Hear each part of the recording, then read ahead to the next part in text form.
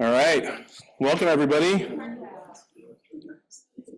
there a mic in here? Did everybody hear me back there in the back? Perfect. Okay, for those of you who don't know me already, oh my gosh, there I am. I'm Eric Thorburn. I'm the OID representative and currently the chair on the SGRGBA GSA as the Stanislaus and Tuolumne Rivers Groundwater Basin Association Groundwater Sustainability Agency.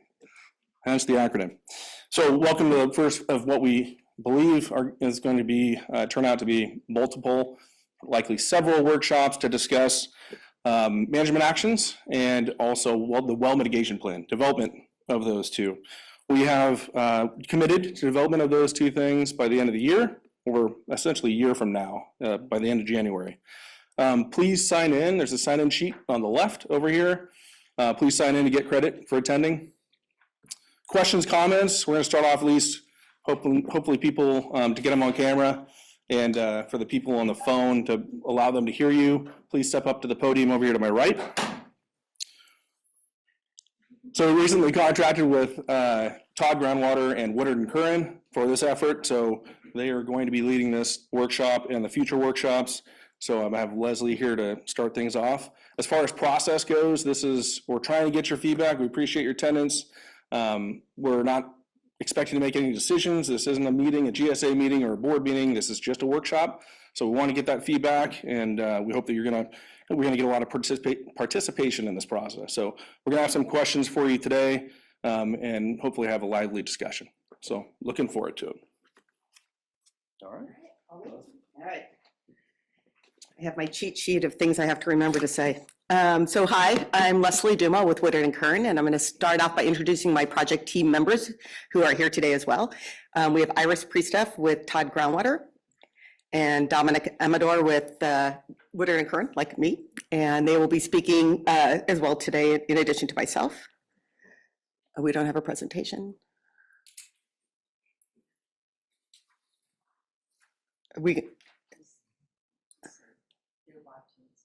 Oh, there we go. Okay, now we have the presentation. Good. All right. So, welcome to the workshop. Okay, so our presentation and discussion today is going to be focusing on two items, the well mitigation program and the water or well accounting and reporting programs. If you're like me, as we start to get into discussions around these particular topics, occasionally we think of things that's like, oh, I have to, I want to know about this, or how does this fit in? And sometimes that can get us a little off track, but I want to hear out all the ideas and suggestions and thoughts that you have. But if they're not going to be directly related to these two items that we're discussing today, we're going to put it on the parking lot. And the parking lot is, for those of you who are virtual and cannot see it, is basically a big flip chart where we're going to write down these ideas that are not directly related, or thoughts or concerns that are not directly related to the two subjects that we're going to be talking about today. And we will keep the parking lot active, and we will revisit it in subsequent workshops. So don't worry, all your thoughts, all your concerns, all your ideas are going to be heard, but we're only going to really focus today's discussion on the two that we're here for today, and the rest will be documented for future workshops. Okay, so that said, as we walk through the presentation, we're going to be pausing to present specific questions on key topics for discussion. And so if possible, please, if you could hold, there's not a whole lot of slides for each section, and if you can hold your comments until we get through the early part of it, and questions, you will see when we'll be able to pause and have more robust discussion around the topics that we want to get feedback from you on. So hopefully everybody's good with that. If not, speak now or forever hold your peace. All right, first thing we're going to do is we're going to start with an overview of what the Sustainable Groundwater Management Act, or SGMA, is.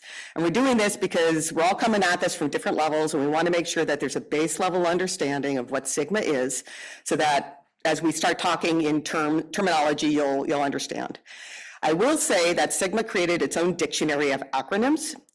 And it's a bad habit of those of us who've been dealing with SGMA for the last 10 years of just kind of lapsing into it. So I am going to cover some of them, but if at any time you're like, what does IM mean again? Or anything like that, feel free to raise your hand, ask the question, and we will clarify what the acronym means. All right, so starting with an overview of what the Sustainable Groundwater Management Act is. So the legislation passed in 2014, November of 2014, and took effect starting January 1st of 2015. It was the first comprehensive groundwater legislation in the state of California. And what it did is it provided a framework for the sustainable management of groundwater basins. And what was unusual about SGMA compared to what other states are doing is that it promotes the local management of groundwater resources. And the local management is being led by what are called groundwater sustainability agencies, or GSAs, as you heard referred to earlier. And it involves the preparation and implementation of something called a groundwater sustainability plan, or GSP. It also sets regulatory deadlines that have to be met for submitting plans, reviewing the plans, updating them, annual reporting, and other things of that nature. So let's start off with, what do we mean by sustainable management? When we say sustainable, what does it mean? Well, the SGMA legislation set forth 6 parameters by which we measure sustainability. And those are, you can see on the slide. And one of those you'll notice is grayed out, seawater intrusion. And that means that's not applicable to the Modesto subbasin which is where we are today, because simply put, we're not next to the ocean. But the other 5 sustainability criteria are ones that we actively are working towards defining what we mean by sustainability and working towards achieving sustainability.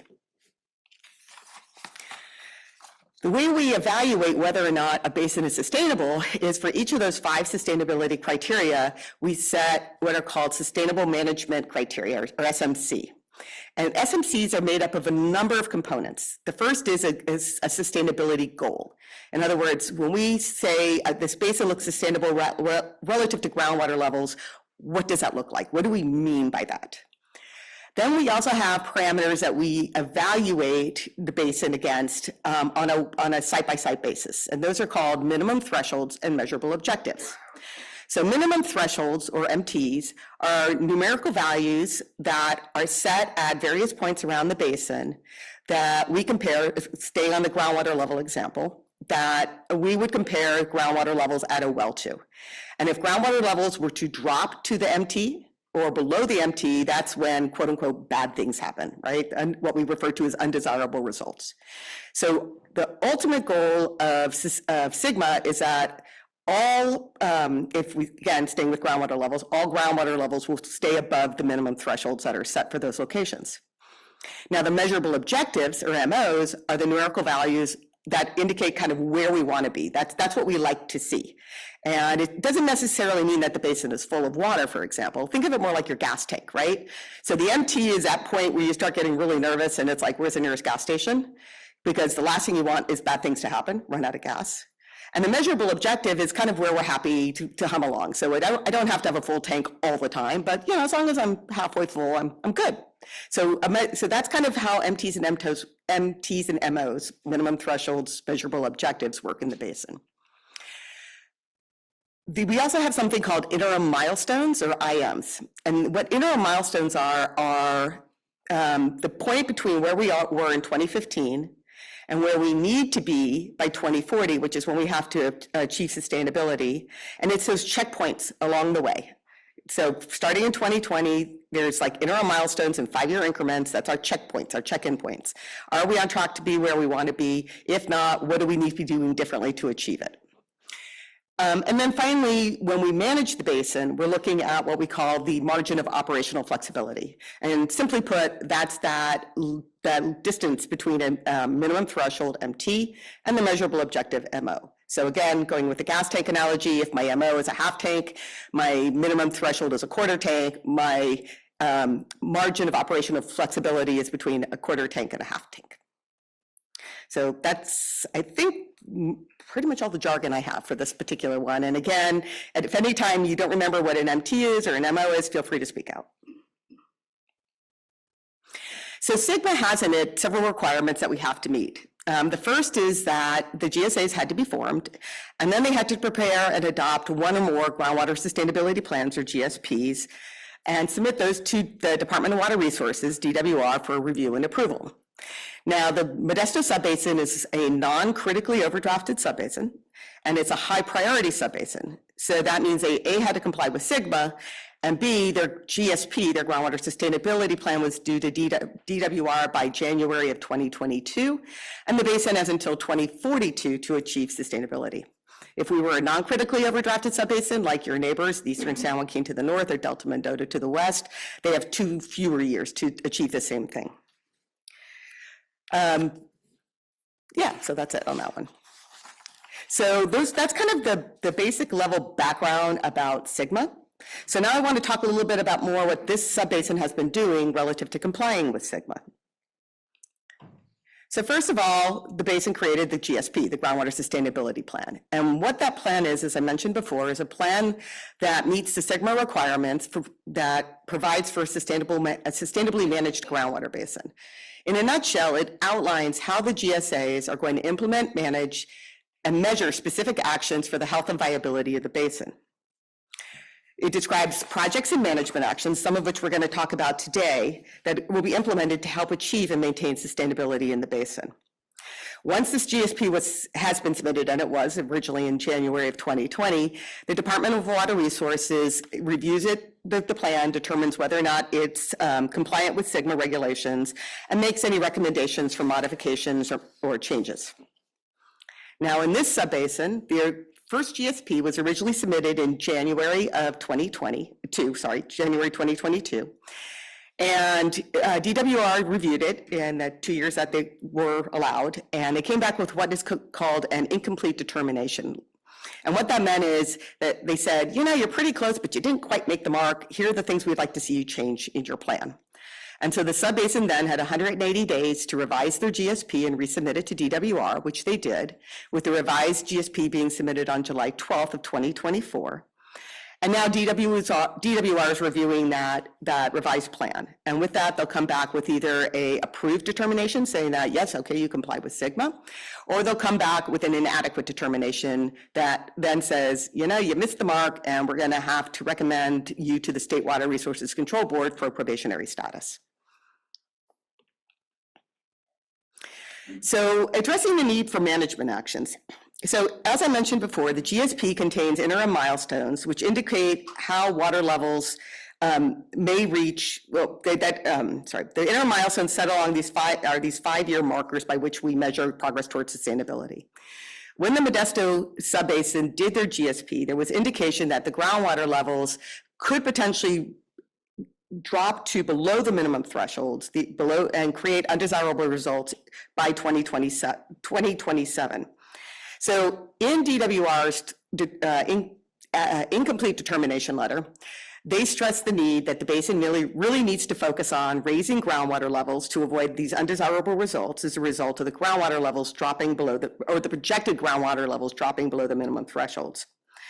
So what that meant is that the basin really wants to see, DWR really wants to see the basin take more active measures to raising groundwater levels sooner rather than later. And so what that does is, so what the basin did is they came back and they took another look, because they had already planning on doing projects, but they took another look to say, what else can we be doing in terms of implementing projects that will help, that will be supply side, that will put more water into our groundwater basin or provide more surface water for use in lieu of groundwater. But one of the things that DWR has come back with, and this is across the state, is they said, you know, projects are great, it's a great idea, and we really hope they work, but there's no guarantee that you'll have the surface water that you're going to need and that these projects will perform the way they are. And so what we want to see is a backstop. We want to see a demand management action that if your groundwater levels keep dropping, if your projects underperform, if we have another really extended drought period and there's not enough surface water, how are you going to cut back? What are you going to do to prevent the basin from going into overdraft conditions? So that's part of what we're here today to do, is to start working on that backstop. What does a demand management action look like? What does a program look like? And we'll have that in place. But we also have to remember that as we put this program together, that this is our first guess is what it's going to look like. And by its nature, demand management actions are adaptive. So they're designed to be reevaluated on an annual basis every 5 years, depends on what you want it to look like, and to be modified as you move towards sustainable conditions. So remember, what we end up coming up with throughout this entire process is your first step. It's your starting point. It's not necessarily what you're buying into for the rest of your life. In the Modesto GSP, it listed, like every other GSP, projects and management actions that would be implemented. For this particular GSP, all the management actions are listed on Table 8-1 of the GSP, and all the projects are listed in Table 8-2, and they were divided into two groups, Group 1 and Group 2. Group 1 are the ones that are going to happen sooner and will be online faster than the Group 2 projects. But as I mentioned before, we still have to come up with demand management actions, and the GSP acknowledged that and committed to, or said that they were going to do their best to get a demand management action program in place by no later than January 31st of 2026. And that demand management action also included a dry well mitigation program, which we'll talk about today as well. And so our goal is to get this program in place by January 31st of next year, so less than a year from now. And then once that's in place, we're going to start implementing it. So what do we mean by demand management actions? So a demand management action is defined in the GSPs is what I like to call a groundwater use management program that consists of several sub-programs. And those sub-programs are a groundwater allocation and pumping management program, a groundwater extraction and surface water use reporting program, groundwater extraction fees if necessary, and groundwater pumping, potentially a pumping credit market and or trading program. And again, this is kind of the early ideas of things that we thought could be developed and implemented to help with groundwater use management. We also need to have, again, as I mentioned before, a backstop through demand reduction strategies. So if it gets really, really bad and we have to cut back, what are we going to do? And the two that come out of the brainstorming under that category include voluntary conservation and land fallowing programs, as well as additional conservation programs. And then again, as mandated now by DWR, the basin has to have a dry well mitigation program. So just as a reminder, our focus today is on those two things that are underlined. We're going to talk about a groundwater extraction surface water use reporting program and what that could look like and how would that be applied. And we're going to talk about a dry well mitigation program, similar questions. And with this, I'm going to turn it over to Iris, who's going to lead us into the discussion around a dry well mitigation program. Thank you, Leslie. Okay, hello. My name is Iris Priestaff. I'm president of Todd Groundwater. Happy to be here and talking about the well mitigation program. So I have about 7 slides, and I want to talk about this dry well mitigation program. It's one of the management actions that Leslie just talked about, and it's often called a dry well mitigation program. That's really acknowledging that groundwater levels have declined in lots of areas of the Central Valley, and they've resulted in shallow wells losing yield and even going dry. So here we go. The first question is, why do we need a well mitigation program? And it's that idea that Leslie introduced to you that groundwater levels are anticipated to decline before all of the projects and management actions kick in and they recover again.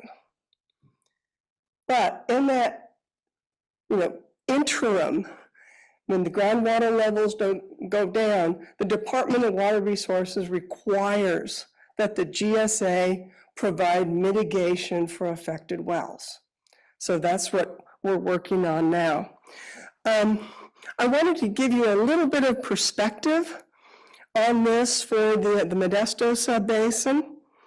And we did some analysis as part of the 2024 revised GSP. And in that analysis, it's a little bit hypothetical, but we estimated that 29 wells could go dry if those groundwater levels dip to the, intra milestones before they start to, go up again. So in this situation, the GSP has got to provide some mitigation. So I do want to give you an idea of scale of this. Everybody's, I think, heard about dry wells. That 2024 GSP estimated 29 wells could go dry. Water year 2023, 4 dry wells were reported. And in water year 2024, 0 wells. Okay, so you get an idea of the issue. But we're going to develop a well mitigation program and we're going to be ready. So I'm developing a document and it'll be available to everyone to look at when it's ready. And we're developing this well mitigation plan, or WMP, first starting with that 2024 GSP, and then we looked at other ones. This is relatively new, but we looked at other ones in the neighborhood, so to speak, Eastern San Joaquin, Turlock, Chachilla, Delta Mendota. Also looked at some others that were further away, Mid-Cahuilla, where they have a significant problem to deal with. Madera, one place where they've got a well mitigation program worked out and it's been approved by DWR. So we want to look at nearby ones so there's some regional consistency among plans, so it's not like you cross the county line, it's totally different. And the other ones, they simply have good ideas that I want to make sure that everybody has a chance to think about. Okay, so today, I've got some key topics and I really want to hear from people. So I just set out 3 of them, and one of them is the purpose. What is covered and what is not? Then talk about what dry well services are. What do you mean? What are they? Who provides such services? Then we're going to have an application process if someone's well goes dry.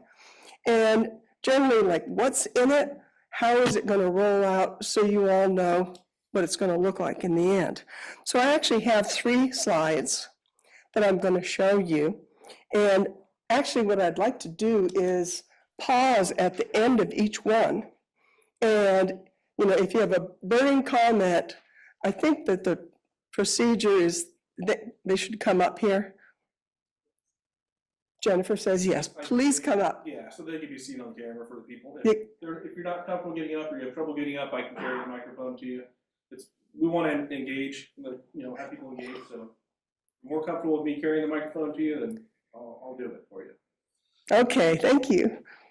Okay, so I'm going to move on to my key topics here. First, the purpose. Too many words on this slide. And I started off with a paragraph called purpose. And I underlined a lot of words where the definition of the words is really, really important. And I want you to be thinking about what it means for you. So the purpose is to provide mitigation for drinking water wells having adverse impacts due to declining groundwater levels from groundwater management actions across the subbasin since January 31st, 2022. And that is the date that the GSP was adopted and management was launched. Okay, so I'm going to start with drinking water wells. So this program is all about domestic wells and small water system wells. There's a lot of type of wells, but this is what this program is about. This is the focus because, well, for one thing, these wells are for human health and safety. And the other is that they're often shallow wells, and because they're shallow, they're more susceptible to going dry. And that's really what DWR is saying, don't let people's wells go dry. Okay. The other thing is that this is for problems due to declining groundwater levels that are associated with this basin management, that the GSA is doing. So it's not other problems like my pump failed, the well casing broke. I'm sure that there's a lot of problems, events where it's like, oh, it's not the well, it's not the pump, the power's off. We're not dealing with that. Okay, so another thing is having to do with indirect impacts. Direct impacts of falling groundwater levels, you can imagine a well drying up. Indirect impacts of water quality, perhaps getting worse as the water levels go down, subsidence, which you've heard about in the San Joaquin Valley. We actually looked at that in the GSP, and we tried to make a relationship between falling groundwater levels, water quality problems here in this subbasin, and subsidence, and we really couldn't find the kind of link. So we're not really focused on that at this point. The focus is on the direct impacts of these falling groundwater levels. And then lastly, this is about groundwater levels and wells that are losing yield or growing dry after January 2022. So this is where I pause and wait for someone to jump out of their chair, ask a question. Yeah, so these are recommendations. We don't have to, we could, Oh, yep. We have, Somebody else? Good. Step up here. again, this is open to commentary, suggestions. This program is for you all in this basin. Yes, I wish to make some comments. First of all, I'm Milt Treeweiler, and I was born here in Stanislaus County. I've lived here my entire life. And I want to thank our Modesto and Turlock ancestors for the foresight they had in forming MID and TID, because that's what it's all about. And this was done in 1887, 138 years ago. And what happened then is, in 6 years, they built LaGrange Dam, which is the whole backbone of our system. And that was 1893. It was the highest overflow dam in the United States, built at a cost of $550,000. And it has one basic purpose that we all need to know about, all of you irrigators, is it divides up MID water on the north side, and on the south side of the dam, it goes to TID. It's just something to think about because it's so important. But one thing that's hard to understand, that there are people here in Stanislaus County who are scheming to destroy the future for our children and our descendants. They plan to build more houses to bring in Bay Area people to live in Stanislaus County. This farmland in the MID and TID irrigation districts of Stanislaus County is the best farmland in the world. Once you build houses on this farmland, you'll never be able to grow food on it again. This would be irresponsible for our children and our descendants would suffer from the bad decisions we're making today. We're educated people. We don't need to make bad decisions. We could grow 240 crops on our farmland in the MID and TID districts. I'm not talking about the east side. I'm not talking about Del Porto. I'm talking about MID and TID. And that's what's so important. The fact that we could grow all these crops. Right now we're choosing, or you're choosing, you farmers are choosing to grow mostly almonds. But there are 239 other crops we can grow. And this is why we need the sustainability. And it's totally achievable. It's totally achievable if everybody cooperates. We can obtain this sub-basin sustainability and meet these requirements. Just a few little things. I looked on the website, and if you look on the website for the rivers, you can find out what the capacity is. Today, after we've had a very dry year so far, Don Pedro has 74% of its full capacity in there right now. 74% of the water's in the dam right now. We have to keep that kind of thing in perspective. I don't know what the water irrigation requirements are for you guys today, but I know in Turlock, they are predicting 42 to 48 inches of water for this year, and they think they can maintain that next year because they're being sustainable. And that's what the Sustainability Act is all about, being sustainable. And so the important thing here is to, with the wells, I know we're talking about wells, so let's get to the well part of it. The well part of it is, if you have a well, maybe you have a well because you're not on the canal system. You can put in a request to MID and you can start, you'd have to pay for the canal if you don't already have the canal gates and everything that is necessary, but you can get your water from the MID irrigation districts, irrigation canals. And that's one way of creating your sustainability here. So even though the wells are super important, if you are not on the canal system, you can make that application, you can get on the canal system. So let's work today on getting the wells straightened out and becoming sustainable in this sub-basin. Yeah. Well, thank you. Yeah, thank you very much. And just as a reminder, the focus right now is on a domestic well mitigation program. So we're talking about people whose personal wells are going dry, and we're trying to figure out what's the best way to help them out, because we don't want somebody to turn on their pump and not have water come out of their faucets. So again, focus right for this moment is on domestic well mitigation programming.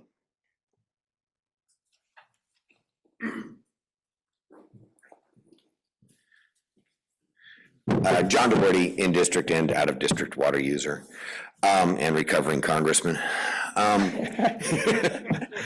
Anyways, just a quick question. Of the 4 wells that went dry, and I know there's more because I know my neighbor's well went dry a few years ago. One of our wells went dry, had to drop it a little deeper a few years ago. This is happening.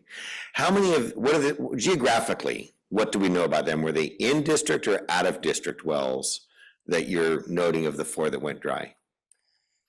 Those particular 4 wells, I think, were clustered up towards the north central portion. In district or out of district? Do you know that? Within the sub-basin, so I actually am not sure about which district. Okay. But the 29 that she noted on there when we modeled? Yes. Across the basin, they weren't Yes. just located in one specific area? So we have in district and out of district wells that may be going dry or are subject to going dry possibly. Yeah.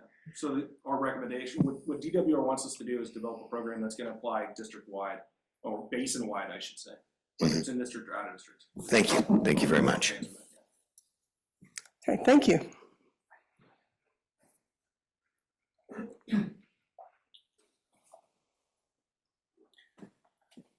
Sean Roddy, Hennings Brothers Drilling Company, so I'm basically the guy who's drilling these wells, and a lot of this information is somewhat erroneous in the fact that all of us well drillers in this area have been replacing dry wells since 2014. But just because you're not getting the documentation that says it's out of water, it really is out of water if it's only got 5 or 10 feet of water left in it, but it's still a usable system at the time. So then we're going in and we're putting in a new well, but it's not designated as an out of water well. So the second part of that is the whole point of these shallow wells. So you buy a car and you run it down the road and it wears out, and who's responsible to replace the car? You are. So at what point do people have personal responsibility to the fact that they own a piece of property, have for years, they have an old steel casing in there, and it's a very shallow well that was put in 50, 60, 70 years ago? Why should the farmers and the rest of the people pay into a system? Because clearly you're gonna have to pay into a system to be able to get the funding for this, or you're gonna have to tax us some other way to be able to fund this system. And why should those people be responsible for this domestic well mitigation? I don't understand the criteria that's going to allow for personal responsibility over what's actually happening. And at our Water Advisory Committee meeting, I made the point last time that where we make these measurements and how we make these measurements is the biggest point of what you were saying. What systems are we measuring from?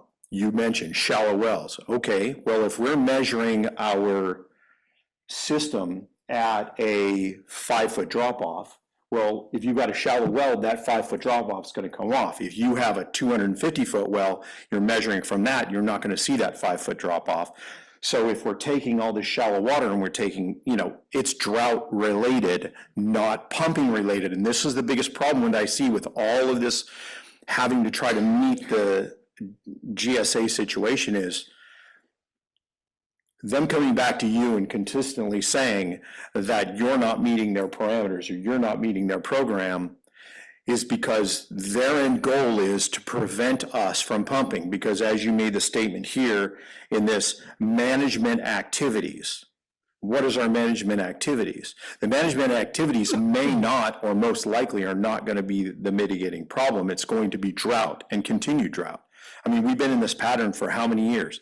Wet year, 5 or 6 dry years. Wet year, 5 or 6 dry years. Not dry in the meaning that, we're below normal or we're at normal or below normal, but we need 200% snowpack on an annual basis to ever get past this problem. So my information from my family's 78 years in business shows that even here in the Central Valley, from the 1970s to now, most places have, if you want to average it out, have been less than a 50-foot in that 50 years. So how is a 5-foot drop off from 2014 make any sense till 2040?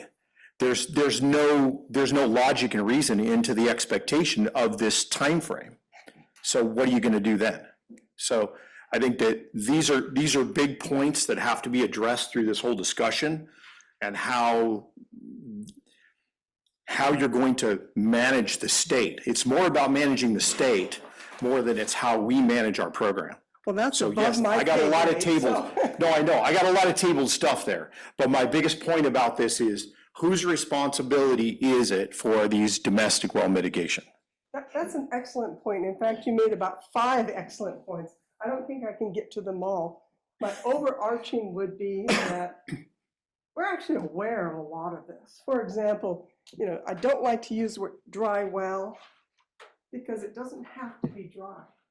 It can be getting down to where, it's not providing sufficient yield for the household. So the definitions are really important, and that's why I said well mitigation. So yeah, we know there's dry and there's really dry when the groundwater level is below the bottom of the well. So you're right, there's a lot of details to be worked out here, and that's exactly what we plan to do. And I'm bringing up all of these definitions because words are important so that we understand and know exactly what we're doing. You mentioned personal responsibility, and that's important. If, and I'm making this up completely, if there's a well out there, hand dug, 50 feet deep, 50 years old or more, does it make sense for the whole community? Or is there some sort of negotiation or decision to be made? Those are the kinds of decisions we're trying to make here and in the document that we're writing up. Because we do realize that the well owner's got responsibility. The well, it has to be maintained. And, so there's a lot of detail that's going to go into this document. So maybe it will help if we kind of do a quick brainstorm of the parameters, the things that we need to consider in saying whether or not a well is in or out in such a program. Like you said, age, for example. So age, depth, what other types you mentioned, yield production? Well, it's construction, steel. I mean, if it's old steel well, it's rotting out. I mean, 30 to 50 year life, we say on steel wells is 30 to 50 year life. So once it's been put in with steel, and we started using, most well drillers started using PVC in the mid 70s. Right, and so that there might be, and we can write it in here, some judgment call on, well, the well's dry because you didn't maintain it, so I'm sorry, sir, it's your problem. But if it really went dry because of basin-wide management, then it seems that replacement is warranted.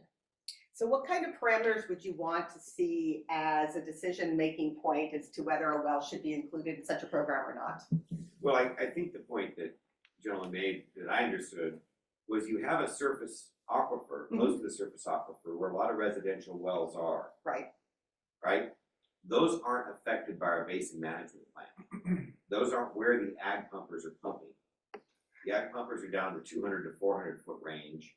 A lot of these residential wells are greatly impacted by drought. They're oftentimes within districts, and they don't really have a lot to do with groundwater sustainability planning.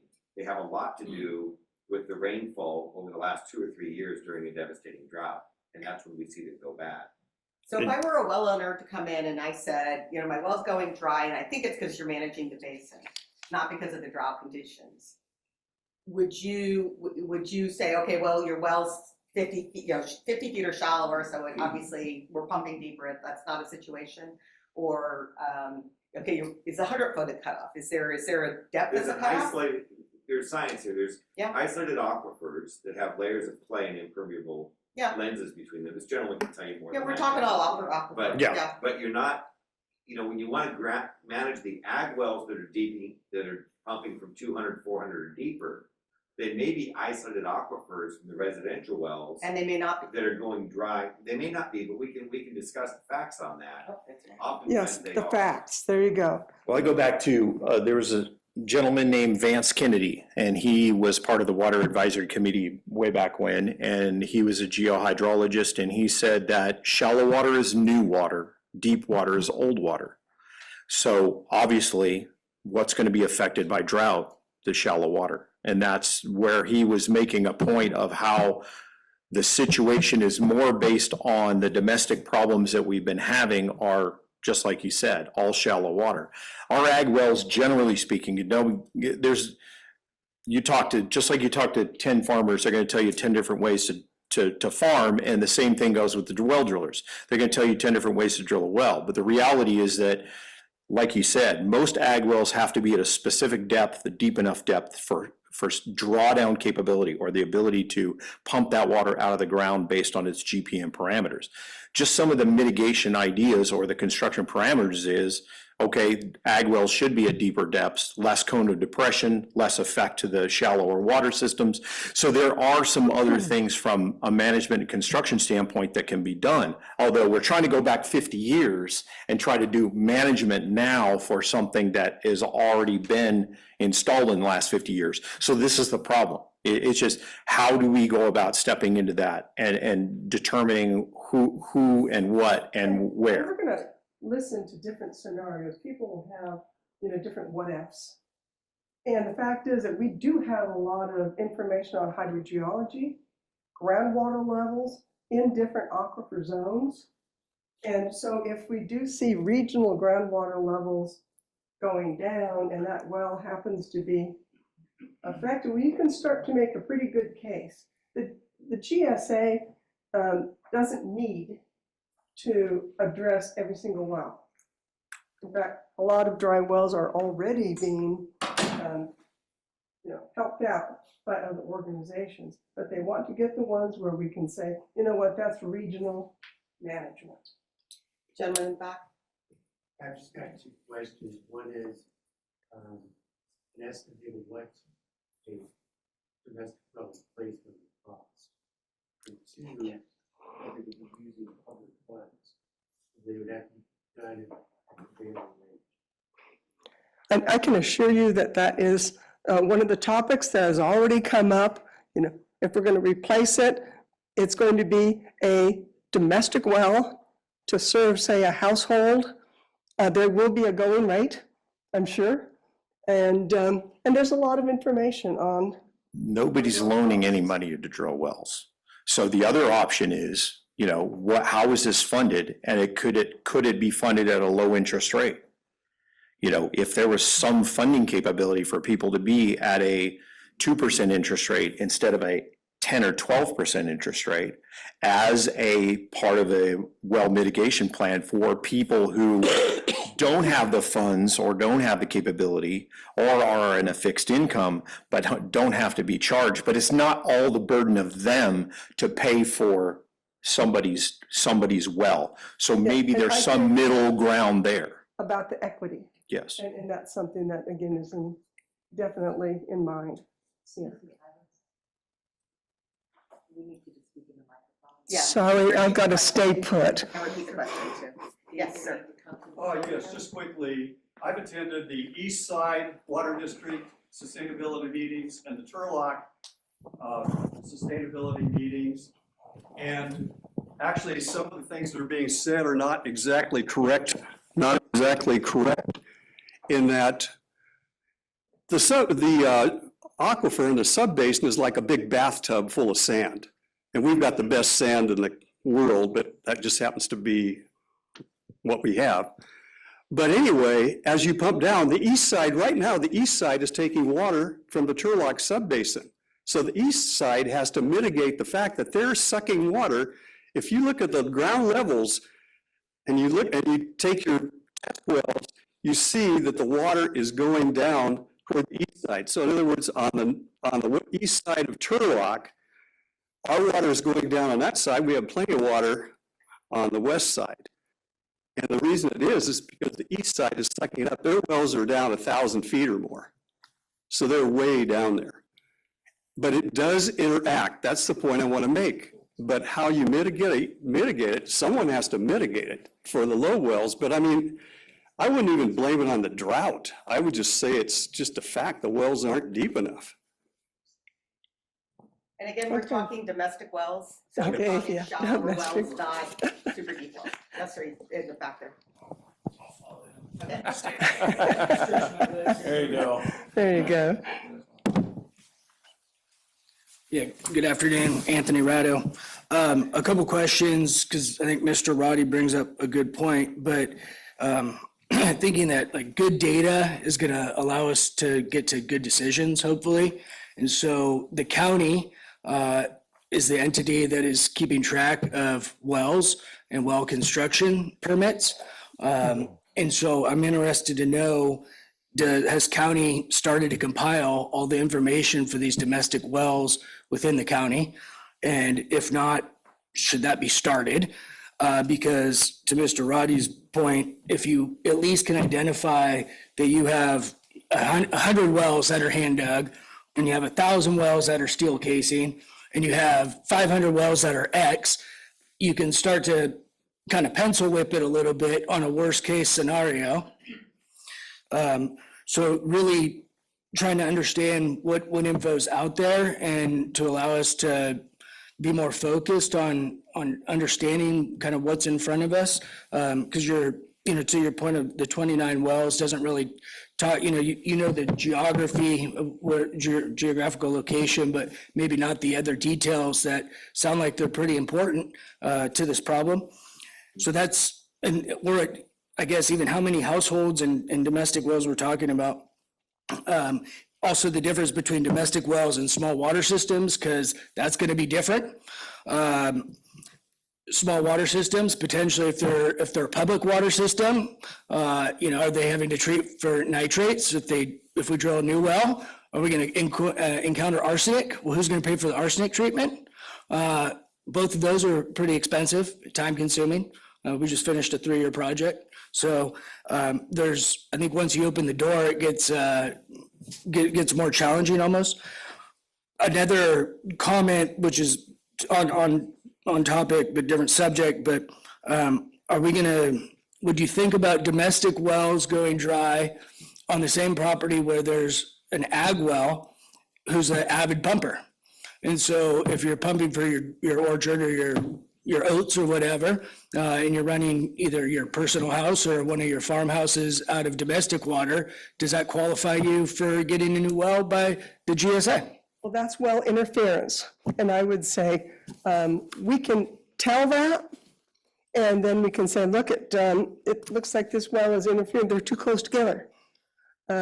That's not basin management. So you're right, there's a lot of decisions to be made.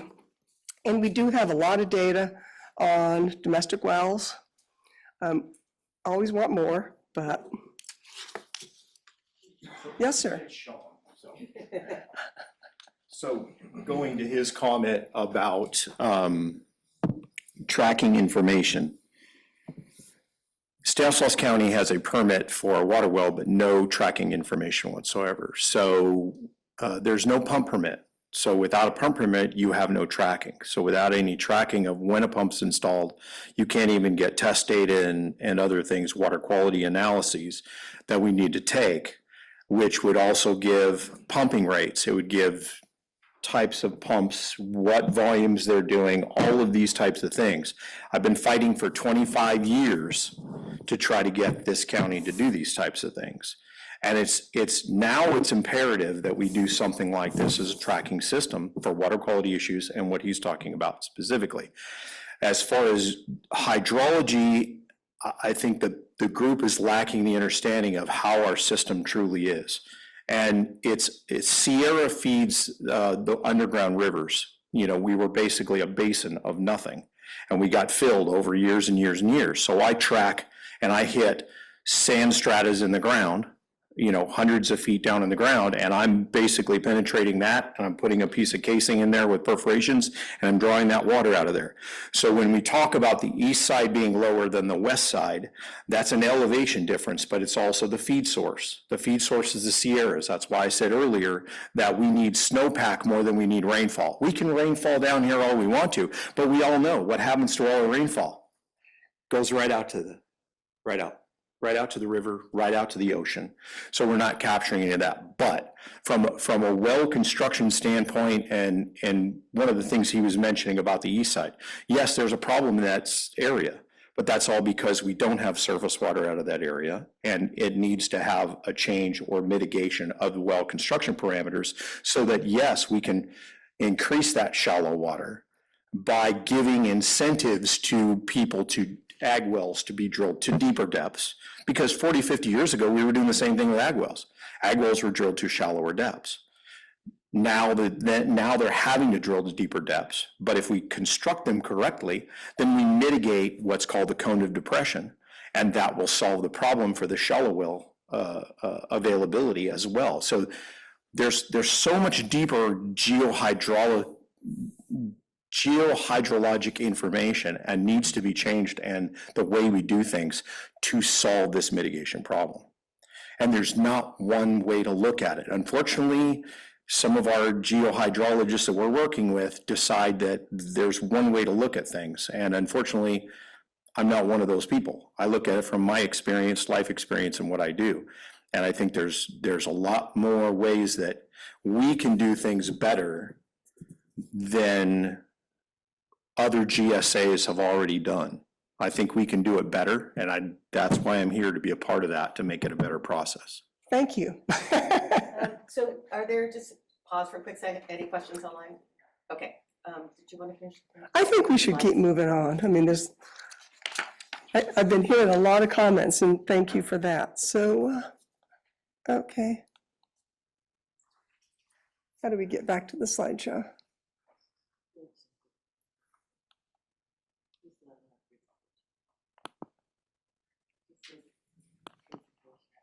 Presentation. Okay, I've clicked every button on this. There we are. Okay. Okay, well, let's go back a little bit. And let me talk about services. What services are provided for dry wells? And generally, the services that are generally described are kind of sequential. So the first thing is that a person contacts the county or a non-governmental organization. Self-help is one that's talked about a lot, or they call the GSA and say, my well has failed. And so that's the point at which basic eligibility is established. Are you the well owner? Are you in the county? Where is the well? Stuff like that. But the first response is emergency water supply. For whatever reason, the people are out of water, bring in bottled water. Then at some point there, an application process is required. And that can indicate, and this application is going to be complex, as I think you got an idea from listening here. If an interim, short-term solution is warranted, and that would be like trucking in water to your tank, or continued bottled water. And then the third one is the long-term solution. That could be lowering the pump, deepening the well, a new well, maybe connection to a nearby existing water system, but something that would basically solve the problem. So there are other like non-governmental organizations that are out there and have been helping people with failed wells. And so what is going to happen, what we're thinking of, is that the GSA is going to collaborate with them. We don't want to try to do the same thing. That's not really effective, but collaborate with them, so that this is a very effective program. So, so that's one of the things that we're starting to work out now. We want to, see who should provide which services. So if there's comments or questions about dry well services. Maybe the next slide, cover the next slide, and then we'll bring it back, open it back up to the group, because you only have one more, right? Oh, okay, well, I can keep moving. I'll keep you in mind. Yes, why should anybody pay for anybody else's wells especially if they're older than 50 years old? Well, the age of the well might just be a factor. Like We if, have several ranches that have wells less than 40 feet deep and yeah, I mean, probably over 100 years old and but this is going to be reasonable, and there's an awful lot of GSAs out there that say, no, we don't have to fix, a shallow well that's 50 years old. So we're going to work in that reasonable. And again, we're looking at regional management, that is to benefit everybody in this subbasin, and then just help those who, again, how should I say, got caught when the groundwater levels went down. So I'm going to keep moving. Oh dear, here we go. To the last slide I have, which is about the whole application process. And again, other organizations have already set up eligibility. They know how to do this. They have applications, that are going to document things like, location. The pump is set where? Where's the well? Getting access for right of entry. And then what the GSA is going to do, and we're setting this up now with your input, is they're going to establish one or more committees to work out this whole system. They're going to have their own process for eligibility. Again, it's got to be sub-basin-wide management activities that are causing the decline and the well failing. They're going to have their own application. So there's a lot of details about this, but we're going to provide outreach so that you all have a chance to provide some input to us. So at this point, I'm just going to say that this is going to be rolled out in upcoming workshops for you, but if there's a last burning question or comment.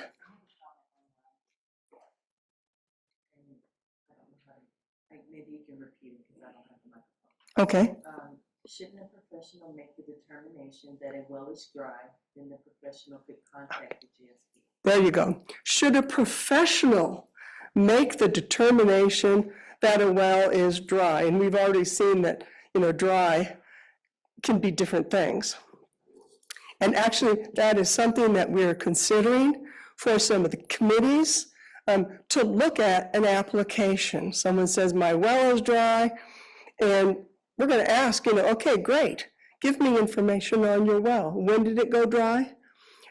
We can look at data that we have on groundwater levels all across the subbasin. We can look at the hydrogeology in that situation.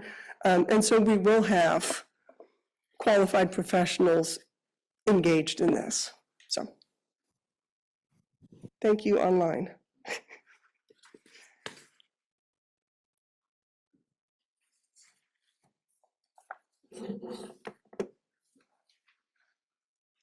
Any last thoughts? Yeah, One last. my name is Brad DeBoer. It's always easier to spend other people's money. And my concern is, where are you going to get the money to pay for these wells? You know, is every member in the whole plan going to have to pitch in money? And, you know, we've already heard that a well life is 30 to 50 years. If that's the case, people with a well 30 years and older, should they not even bother applying? I mean, there can be a checklist that could simplify this.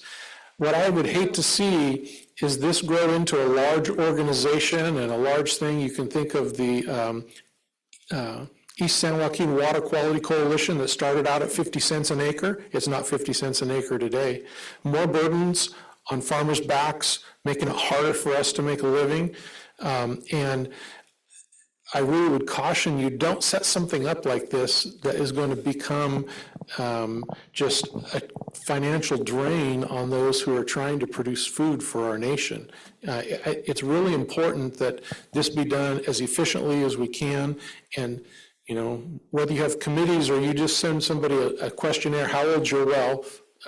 What's your evidence that it's dry? I mean, do it as simply as we possibly can to maintain an efficient. I understand the state's requiring us to do this, but we can do it smart and efficient. Okay, I hear you. We'll do it smart, especially if we have a lot of input. So, one more. My name's Ron Ratto. I've got a question about the dry wells. You started a list of parameters to consider for what would be like a qualifying dry well or not. There've been a number of comments about what wells are going to be in the dry well mitigation program. What are you going to do with that information? Are you going to bring it back to a meeting like this where you can present something and allow input on what your findings are? And are you going to bring back something that's a hard and fast criteria, or what are you going to do with all the input you've had today? Thank you. Yes, I hear you, and we will be back. And we will lay this out as clearly as possible with whatever ideas come into us. You'll have a chance to, mark it up with a big red pen, to bring it back to us, to tell us more that we didn't think of, and then we'll work on it some more. And then at the end, when this thing actually, it's going to get going, we're going to implement a program as cost effectively as possible. There will be reports on, how much does it cost? How many wells went dry and got fixed this year? So there's going to be, reporting to you all the way along. Okay, I think it's back to you, Leslie.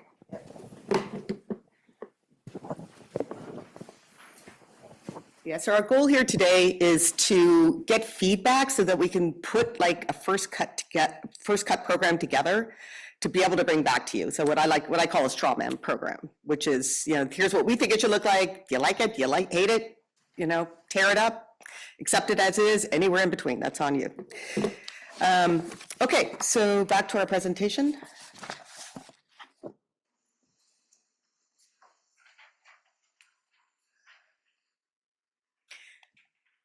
All right, now we're going to talk about the second point that we have on our agenda today, which is a water accounting and reporting framework.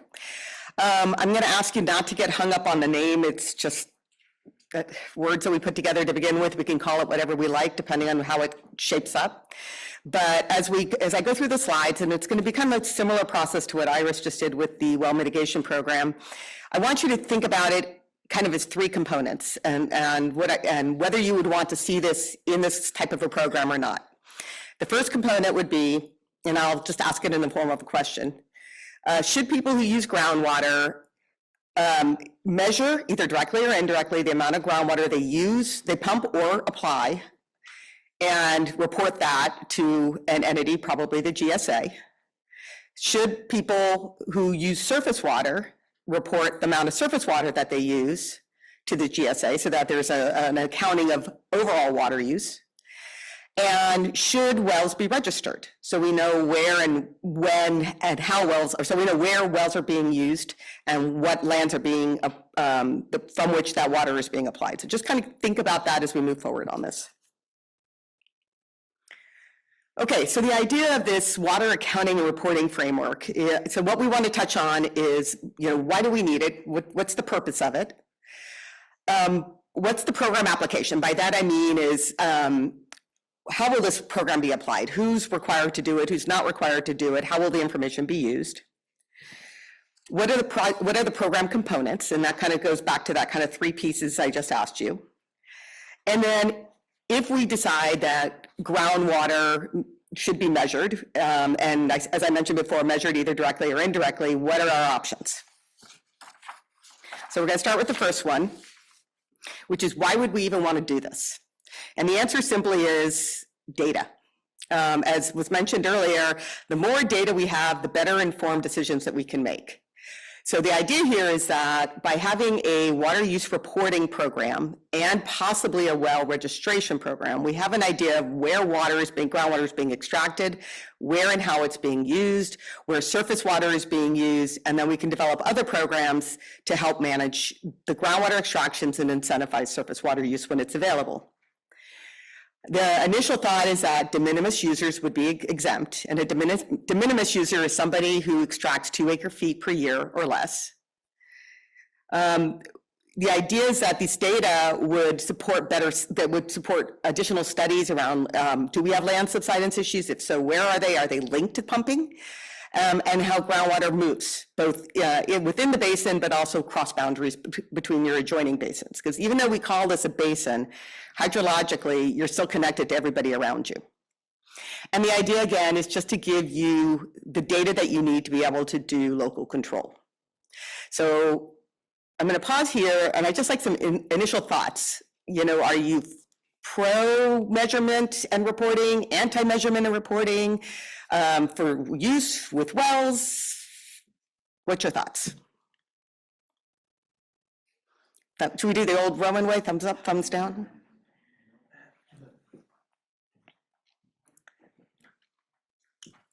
Hi, thank you for asking. We have a lot of opportunities to use surface water versus groundwater here in the county.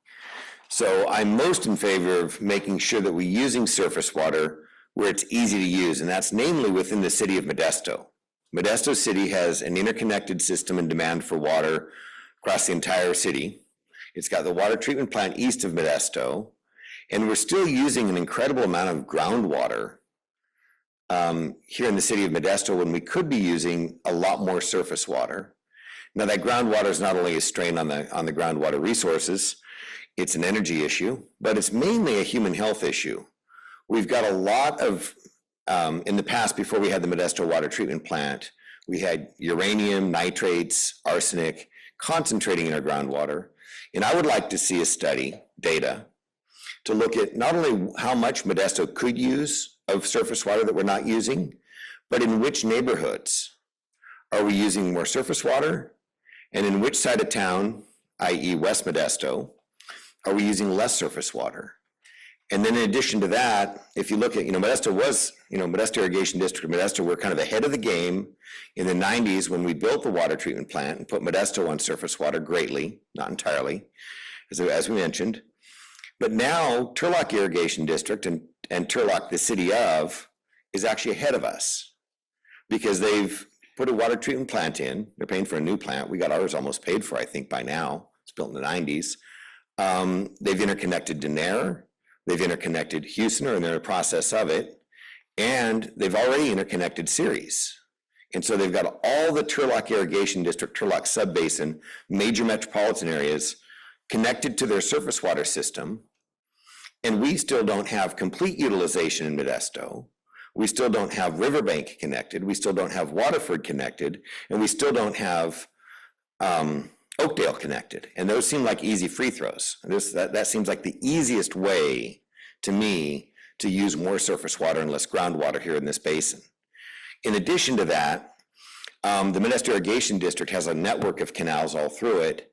it would be, in a relative sense, easy to connect a lot of farms that are going to drip and micro systems but aren't near a canal, to be able to get on-demand water through local improvement district or subsidized and incentivized connectivity through pipelines where on-demand water can be delivered to more farms within the Modesto irrigation district.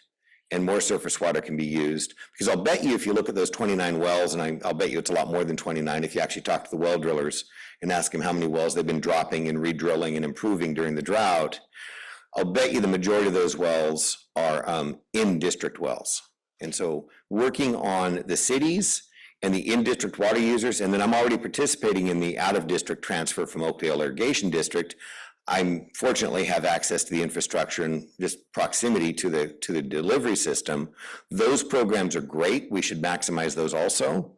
But the infrastructure and logistic realities of delivering that water on the east side can be a lot more severe than fixing up some of these in-district opportunities we have with both farming and the municipal users.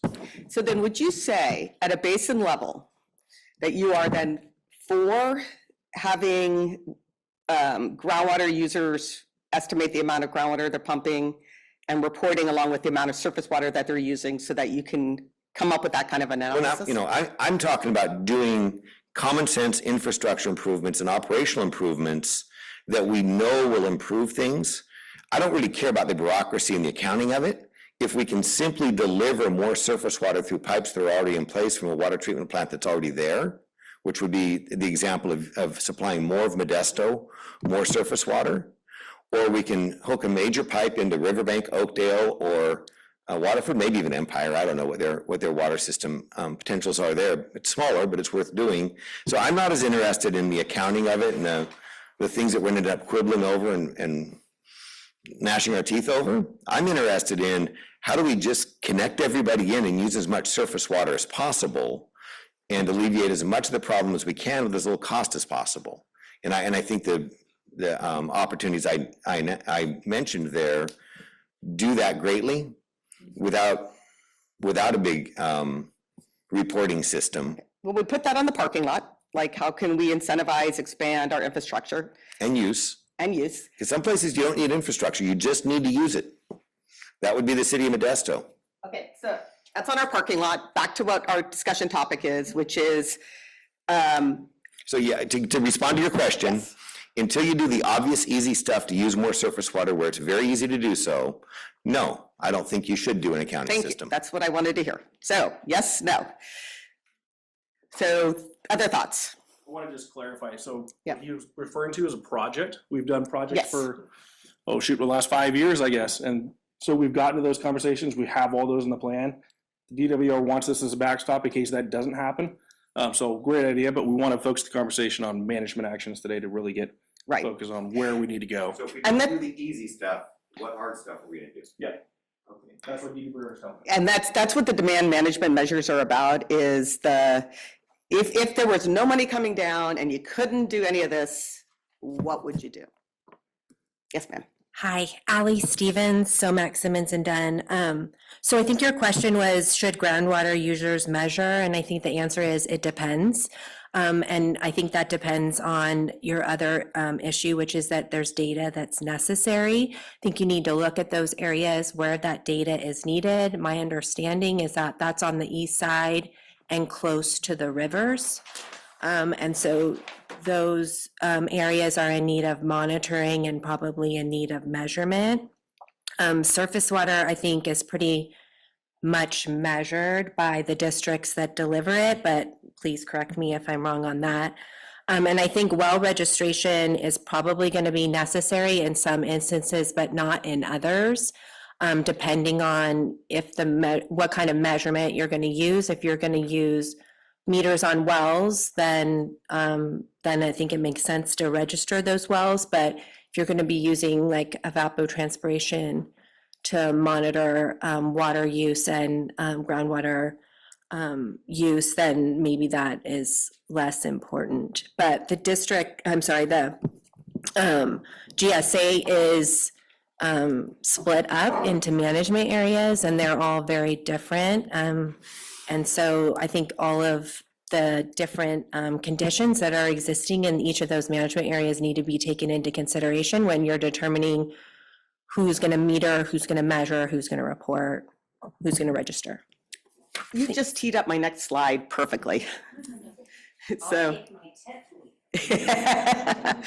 All right, let's go to the next slide then, because that actually beckons a lot of the same questions, which is program application. So a program is not necessarily something that has to be applied equally everywhere. It could be applied in some places and not applied in others. It could be applied consistently across the board. It could be applied based on customer class, user class. So there's a lot of options here, right? So to give you some examples, you can have different rules about where and when you measure, what you have to measure, and whether or not you have to register your well, depending on where you are physically, where you sit physically in the basin. You could do it based on the type of user. So municipal users like the city of Modesto already have to meter their well. So we know they have data, but what about other people? And does it matter if you're only pumping, say, 200 acre feet a year versus 2,000 acre feet a year? Is there a cutoff? Is there a differentiation that we should be considering? So those are the kinds of things we want to get into a bit more. And to go to your question there, that lines up perfectly with, where do we need data? And maybe we develop a program for reporting and potentially even well registration, depending on customer classes and where we need the data, where the data is currently lacking. I would like to point out, though, that if going down the line, you want to do, say, a groundwater credit program for recharge, you need to know, how much is going in and how much is coming out, because it's a bank account, right? Same thing with the trading program. If I'm going to be trading on paper with somebody else in the basin, I need to know how much I get, how much water I'm giving you, and how much water you're taking from me, and that's a reporting. Somehow that measurement has to occur. And one of the questions that keeps going on is about how are we going to pay for all of this? Well, one option that's open to GSAs is to have groundwater extraction fees. So it's a fee on every acre foot of groundwater that's pumped, and that by its nature is going to require measurement of how much is being pumped. So there's a lot of linkages between what kinds of programs you may want to implement and what information you're going to need to be able to also implement those programs.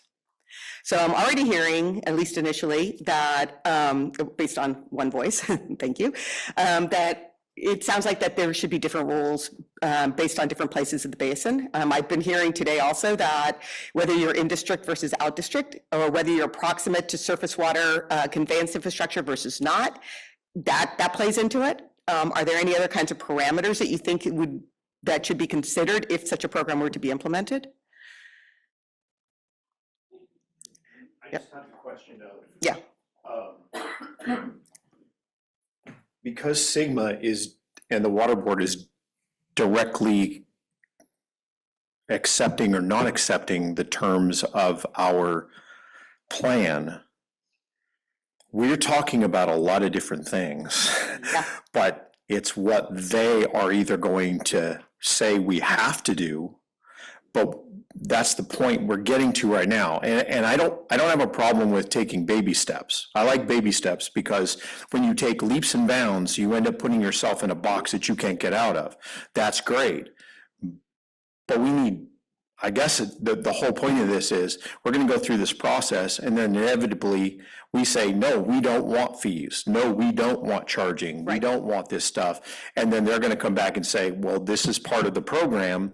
And because this GSA did it, and this GSA did it, and this GSA did it, which I'm specifically talking about the east side and with the way their plan has gone, and the trend that the Department of Water Resources taken with some of these plans is that they say, hey, we like what they did. You guys all need to pattern after them. And that's the fear that I'm in right now with what the GSA, with the east side GSA is doing. And that's going to leave us open because we're connected to them to the water board saying, you guys are going to do the same program that they're doing or some small variation, but fees have to be involved because as it has been stated by very smart people who understand how these programs work, is the inevitability is the state wants us to charge farmers for the water so that then they can say, oh, UGSA's got this money, now we want a piece of it because now we're watching after you. This is coming down the pike. And so if we're not going to get away from it, then the question is, we need a better parameter from them to make determinations on our own to take those baby steps. And that's my perspective on it. Well, I guess my only comment on that would be that it's not quite that situation, but if the basin does not achieve sustainability, they will go, and there are several basins down south going through it right now. You're on the verge of probation. And if the state board takes over, they have said very clearly, you will register your well, you will have a fee associated with every well you register, and there will be a fee associated with every acre foot of groundwater that you pump. That's like the worst of the worst of the worst that's gonna happen. So you guys have to make a decision of how far are you willing to take it yourself so that you avoid getting into state probation. Because the state board's been very clear, they don't do projects. I'm sorry, sir, there was a gentleman over there that had his hand. Did you still have a question No. or comment? Okay, sorry, go ahead. Who's gonna be on this committee? Who, On what committee? when you talk about you're making this, The GSA. program? Yeah. The GSA ultimately says. Sorry, okay, the question was who was going to be on the committee, and my question was which committee, and the answer is the program would be implemented by the Groundwater Sustainability Agency, by the GSA, because that's the requirements.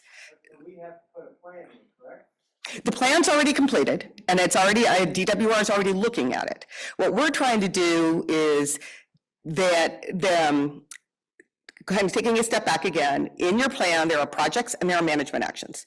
Projects are things that you build. There are recharge ponds, there are new pipelines to bring surface water in, there's expanding of water treatment plants. It's infrastructure things. Then there's management actions, and management actions are things like you will register your well, you will report how much groundwater you use, you will be allocated a certain amount of pumping that you're allowed to do per acre foot. There's things actions that you would take, not infrastructure, but actions that you would take. And so what we're trying, and what DWR is saying, because what almost every basin up in the northern San Joaquin Valley has said, is that we have a lot of projects that we can put in place that will take care of our problems in terms of overdraft. And DWR has come back and said, that may be good, but we're going on the assumption they're all gonna fail, and we wanna know what you're gonna do in case they do. And that's what we're trying to come up with today, is what are those things that you would do? What is your backstop? What would you do if every project that you were planning failed to deliver? Okay, earlier you said there was gonna be a committee. Second, all this stuff you write down, who's gonna decipher it and get it all lined up? Okay, so the question is all these things that I'm writing down. These are kind of just notes, and what we're going to be doing, Iris and I, is that Iris is going to take over is leading the well mitigation program piece.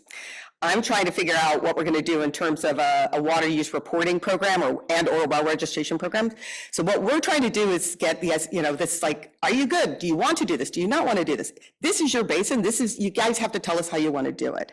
And then what we're doing is getting your feedback and input, and we're going to put our brains together within our project teams. And we're going to say, okay, let's see if we do.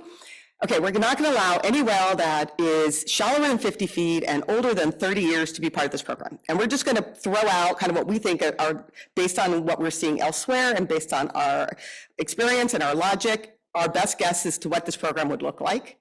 And then we're going to come back to this next workshop, and we're going to say, this is what we came up with. Do you like it? It's kind of like, should I wear this to dinner? Or what do you think, should I wear this to dinner? It's like, well, we're going to show you something, and then you tell us how you like it or not. That's all good, but about 30 minutes ago, you said there will be a committee form.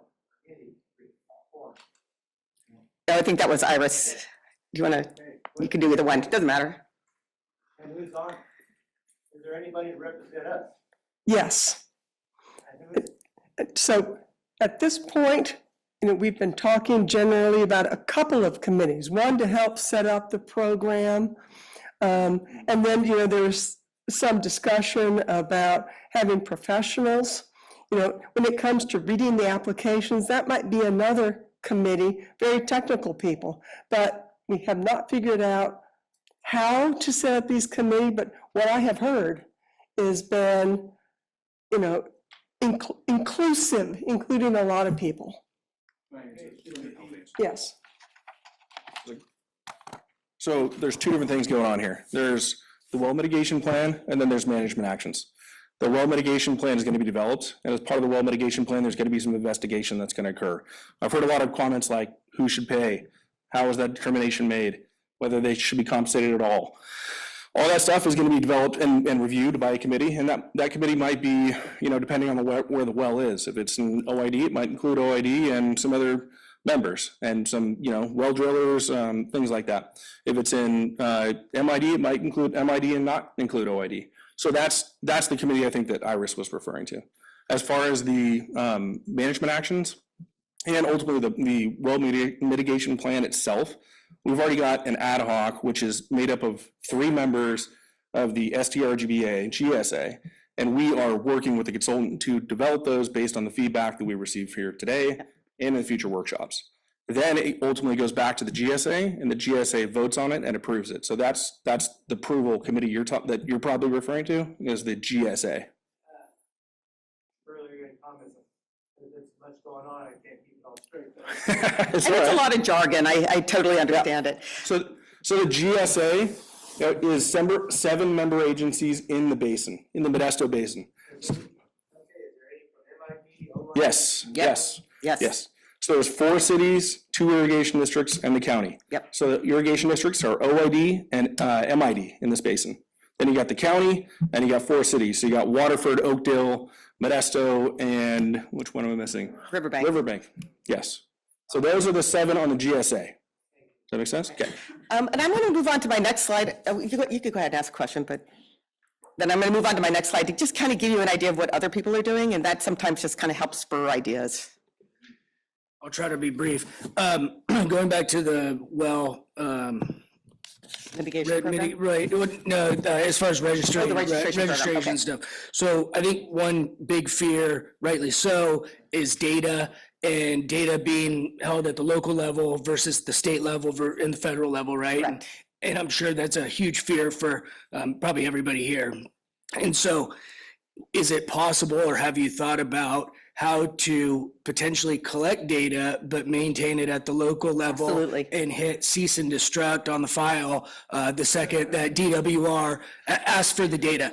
And I think trying to acknowledge that and how that works could potentially make people feel a little bit more comfortable, not 100%, but just something to think about. And so, thank you. I completely understand that. Yes, ma'am. I guess, ma'am, could you step up to the next one, please, so the participants online?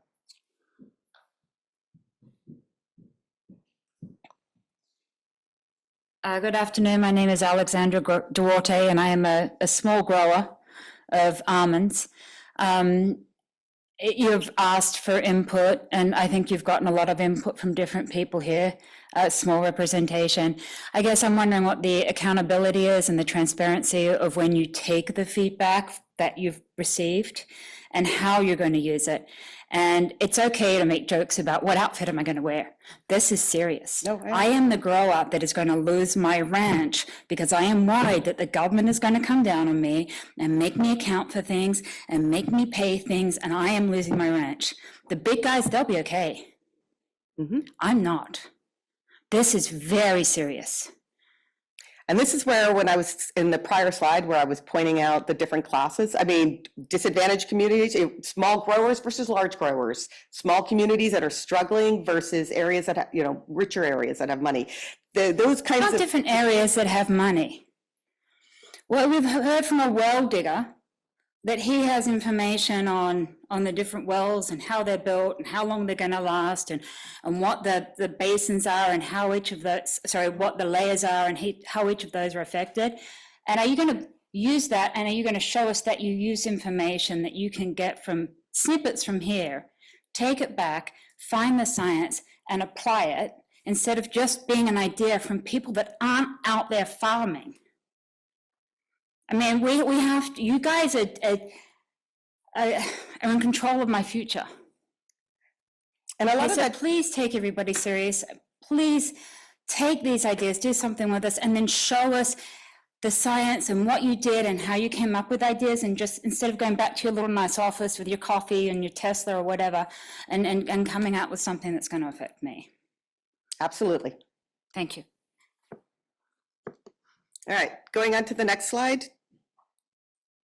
Again, I find when I'm trying to figure out what something should look like and if I want something or not, I usually go out and see what other people are doing, right? Get a sense of what the options are out there. So I went and I looked at all the basins that have these kinds of water use accounting programs and well registration programs, and kind of look for some commonalities, like what seems to be happening everywhere. And so what we have up here are some components that we could consider and include in such a program. Those include, for example, do we or do we not require domestic wells to report their water use? Again, that's the 2 acre foot per year cutoff. Some of them require that all existing wells be registered by a predetermined date. Others, a lot of them require that new wells be registered within 30 days after completion of construction. There's typically a requirement that groundwater extraction volumes be reported by using one or more approved methods. Some have surface water delivery volumes be reported, acknowledging that they're already metered. We already know what they are. Let's just get them into a common database so we don't have to go chasing down those data. They typically require that groundwater extraction data be reported by, most of them have a deadline of November 1st because the water year ends September 30th. So that gives everybody a month to kind of compile their data and report it. Some require that the data that's reported is a compilation of water year data. Some want the data on an annual basis. Some people want it on a monthly basis. So these are kind of the different things that are the options and the components that a lot of these existing programs or new programs are including. In terms of how are we going to measure groundwater, there seems to be a commonality of three options. The first is mandating everybody use a flow meter, which, while it's idealistic and it gives you great data because the flow meters are relatively accurate, not every well can accommodate a flow meter, and they're expensive and you have to keep them calibrated. So another option that some are using are using consumptive use. So using evapotranspiration and crop type to estimate how much water is being applied, figuring out what part of that applied water is coming from surface water, and then assuming the rest is coming from, taking out your precipitation and assuming the rest is coming from groundwater. And then the third option is allow both methods. Say that, okay, if you have a meter and you want to report your meter data, great. That will be, you can do that. Otherwise, we will use consumptive use in ET to estimate how much groundwater you're using on your property. So again, these are the kinds of things that people are thinking about. Question, comment? Okay, yes, sir. Yes, please.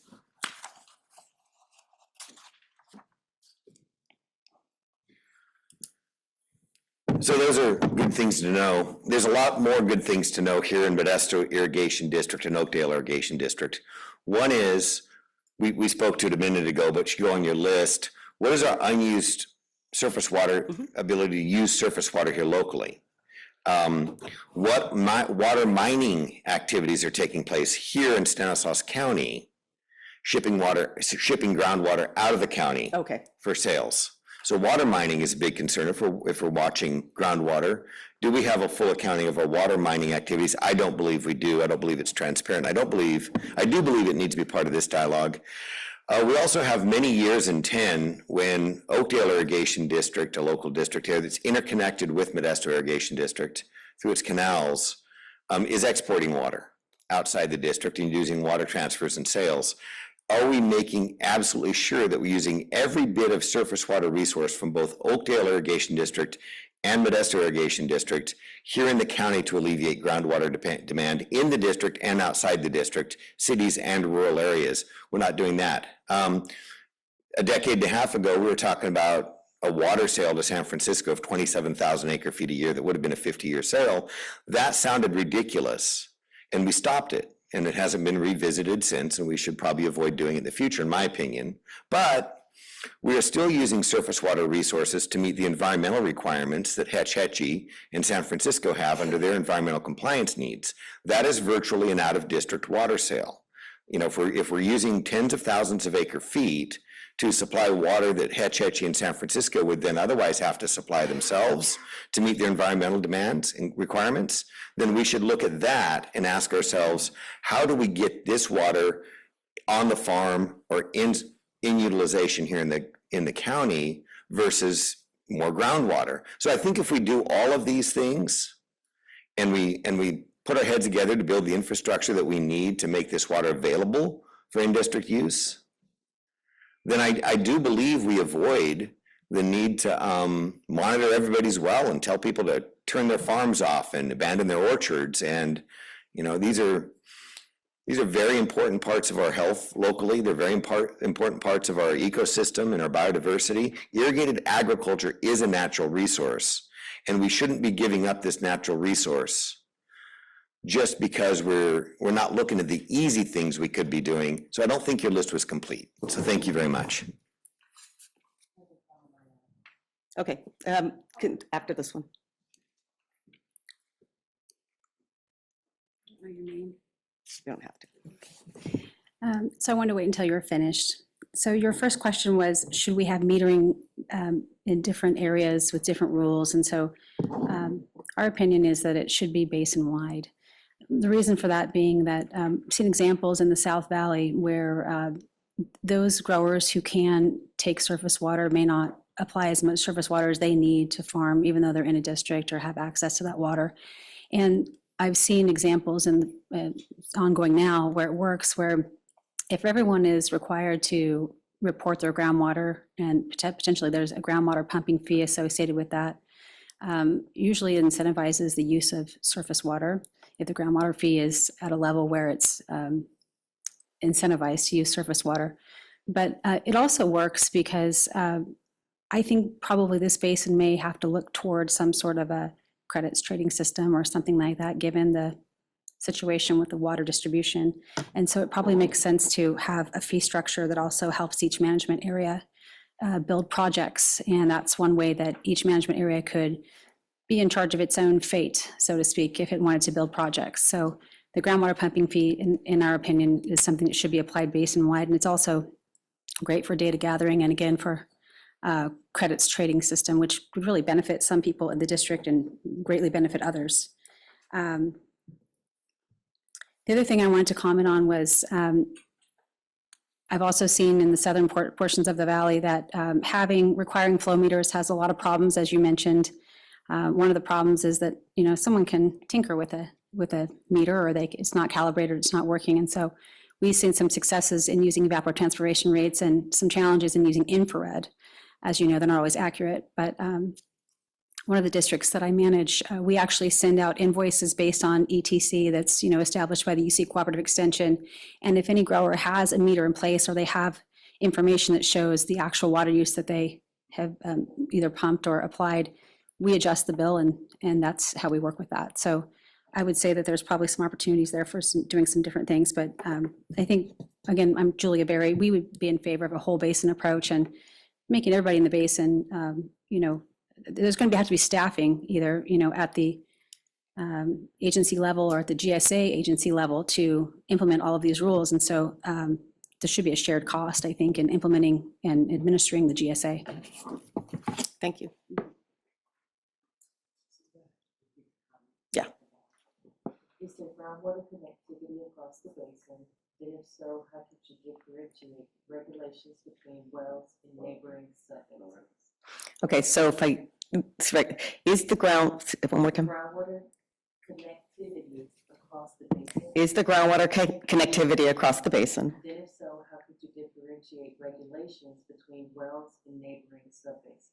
And if so, how could you differentiate regulations between wells and different subbasins?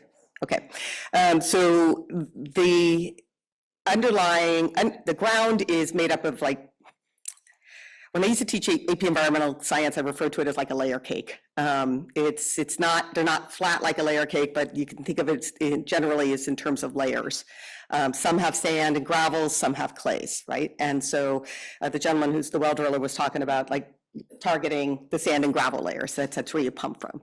These formations are not bounded by the basin boundaries. The basin boundaries, the reason it's called a subbasin and not a basin is because what differentiates the Modesto subbasin from the Turlock subbasin is a river. And it's an artificial boundary, and the groundwater does move under the basins.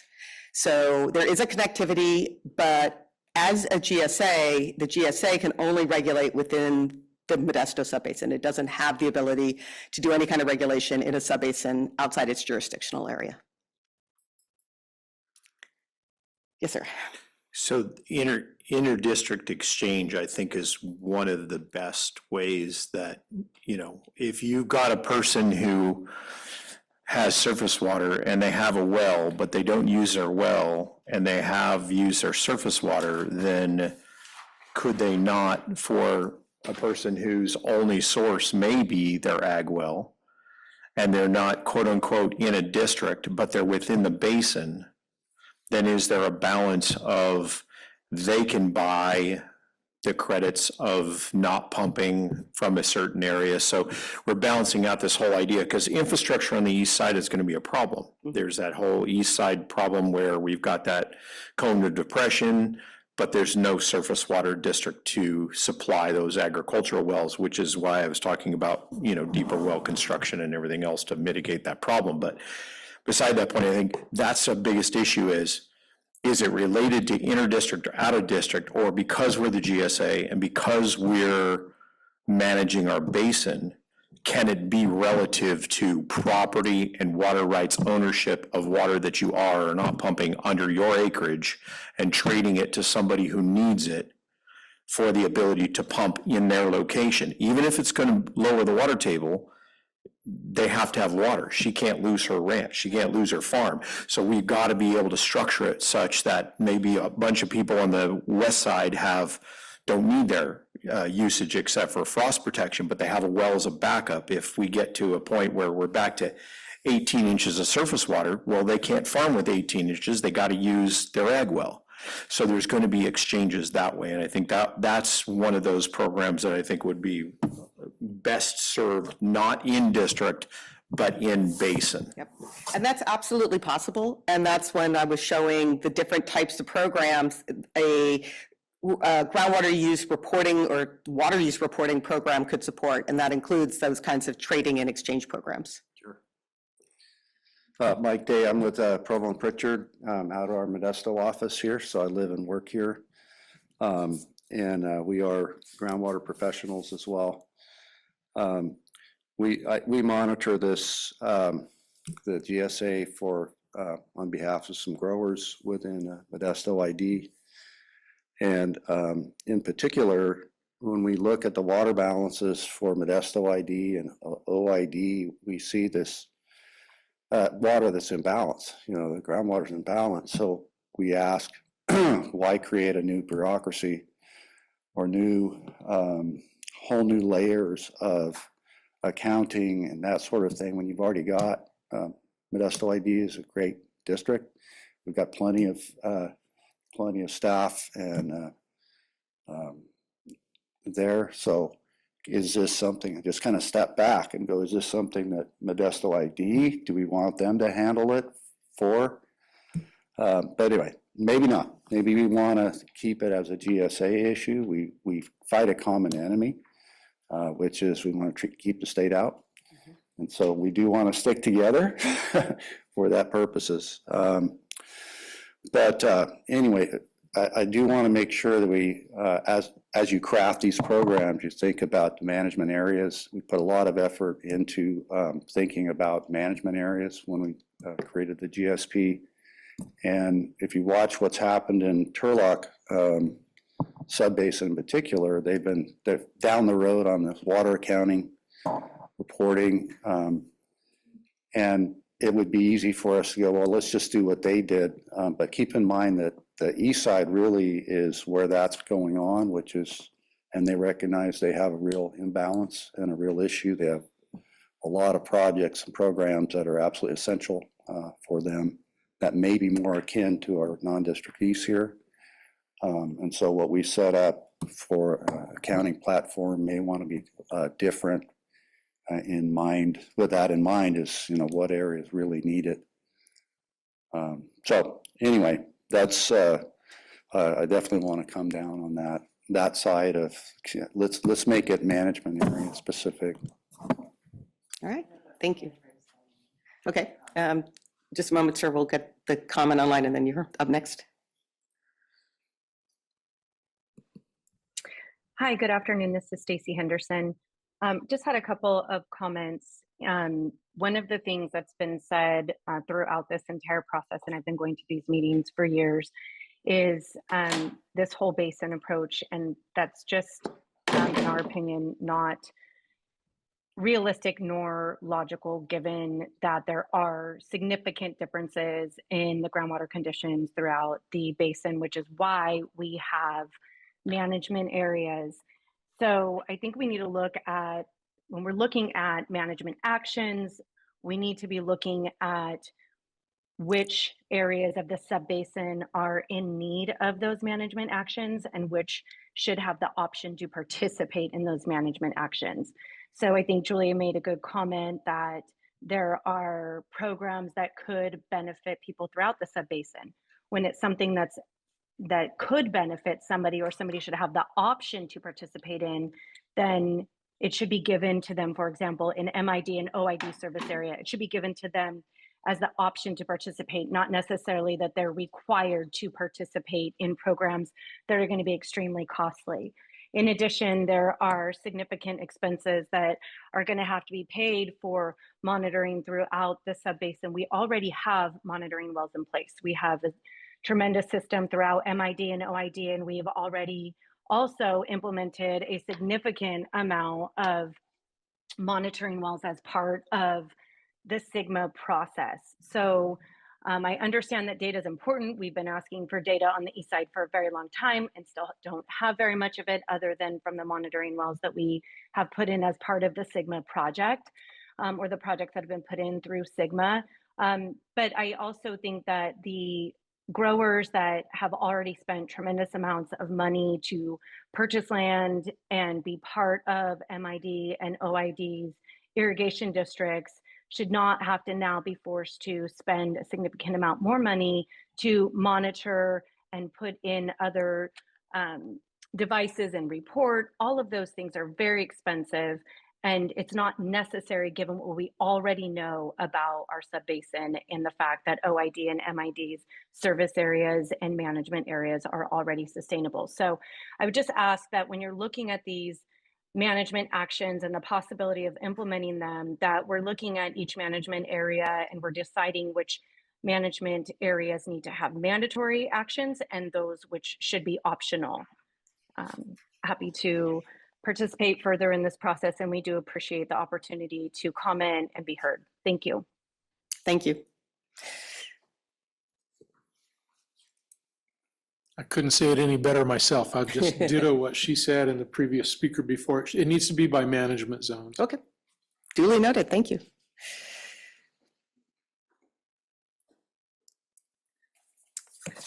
Hi, Allie Stevens again, SOMAC Simmons and Dunn. So I would echo the comments made by Stacy regarding the costs, especially for those management areas that are not, that are currently sustainable versus not, because those costs can be astronomical. And for those that are already contributing to solving the problem, they shouldn't be asked to contribute more. In terms of the optional versus mandatory participation in the management actions, I think that's a really good idea. Also, the idea of a monitoring and reporting program should be developed, I think, overall, that would apply just generally, but with triggering events, similar to maybe like you falling below the minimum threshold, where if the management area falls below that threshold, then they will be subject to that monitoring and reporting program, versus like the other management areas, if their water levels are remaining static or improving, then they wouldn't necessarily have to do that. And then the last thing I wanted to comment on is the meters versus evapotranspiration. I have a lot of clients in the Delta who are participants in the Delta Alternative Compliance Program for water use reporting, and they use OpenET, and it's been very successful there. And it was an area similar that had a lot of issues related to metering and getting meters on siphons and things like that. And this has just been a very helpful way of getting accurate, timely results that, that both the state and the locals could live with. Thank you. Thanks. Now, this has been some great feedback.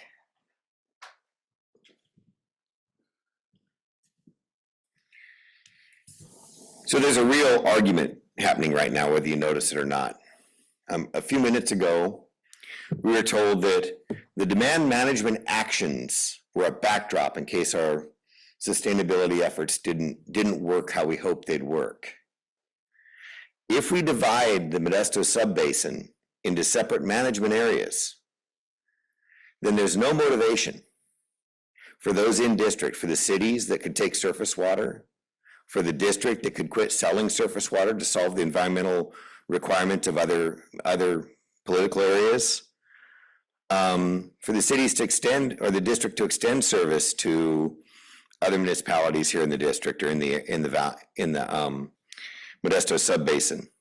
If we divide the basin into management areas and tell the guys on the east that they've got to solve their own problems, then the only thing they have left to do, since they don't have access to the surface water resources that we can all work together to optimize use of in the valley here, in the county, in the subbasin, the only thing we can do is tell the guys on the east side, and I'm a guy on the east side, I'm a guy in the district, I'm a guy in Turlock also, is to cut their demand on the water and quit using it while we mine water and sell it out of the county, while we flow water down the river that we could use here in the area, while we don't supply Modesto municipality all the surface water we could supply it, while we don't think about realistic plans to hook up Waterford, Oakdale, and Riverbank.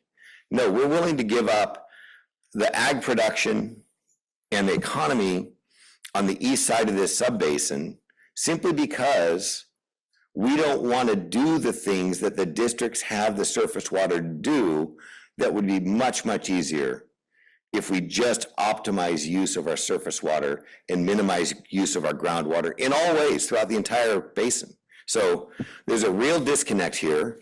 I think those who say we need to look towards dividing the basin into two sub-management areas are simply trying to put this backs on the groups who have the least power to fix it and avoid any responsibility on those who are exporting our water for different purposes and for those who are simply too lazy or too short-sighted to build on the God-blessed infrastructure we were handed by our forefathers here in Modesto Irrigation District to continue to solve these water problems locally.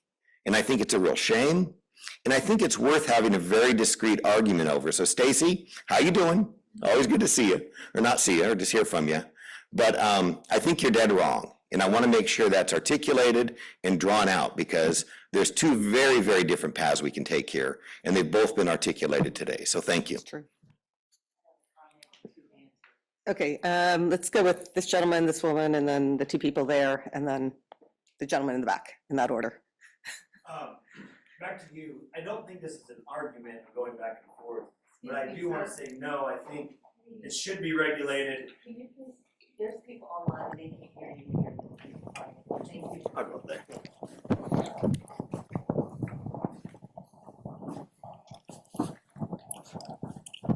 Back to Doherty's comment of us trying to divide each other. It's not really trying to divide, it's just fair. The biggest thing is what I say is it needs to be broke down if you're gonna talk about who's gonna pay the cost, who's gonna have to monitor the wells and do all that, because I'm one of those guys I'm all in district. I use 99% of surface water. So why should I have to do all this work of reporting, monitoring for that 1% that I use? I'm just looking for it to be fair on who's using it, who's creating the problem, for who should pay for it. That's just my point. Okay. Next. Hi, I just wanted to clarify, I think, Mr. Duarte, I know you're just new to this process, but a lot of us here have been working on this for several years now. The basin has been divided into management areas. That was decided very long time ago. It was decided for very good reasons. I have clients in management areas who are sustainable, that like the gentleman that was just up here, are not willing to pay for the mistakes that other people have made. So I just want to make sure that it's clear that, and the other thing is that surface water from Modesto Irrigation District and OID have been offered to the people on the east side. They have refused to take it. So that is their own decision. It's a decision they're totally willing to make, but that's not my client's fault. Okay, and then there were two online, and then we'll go to you guys. Does that work? Yeah, let me just grab the two online. Okay, so first the comment says, I think we need to have a database of what acres are irrigated by property owners, so we can be sure people aren't gaming either surface or groundwater use, and we have a true representation of how much water is being used. Okay, so that comment was, we need to have a database that shows, I'm going to paraphrase, irrigated acreage in the basin, and being able to understand what's being irrigated by groundwater versus surface water, so that there's a true representation of what's happening in the basin.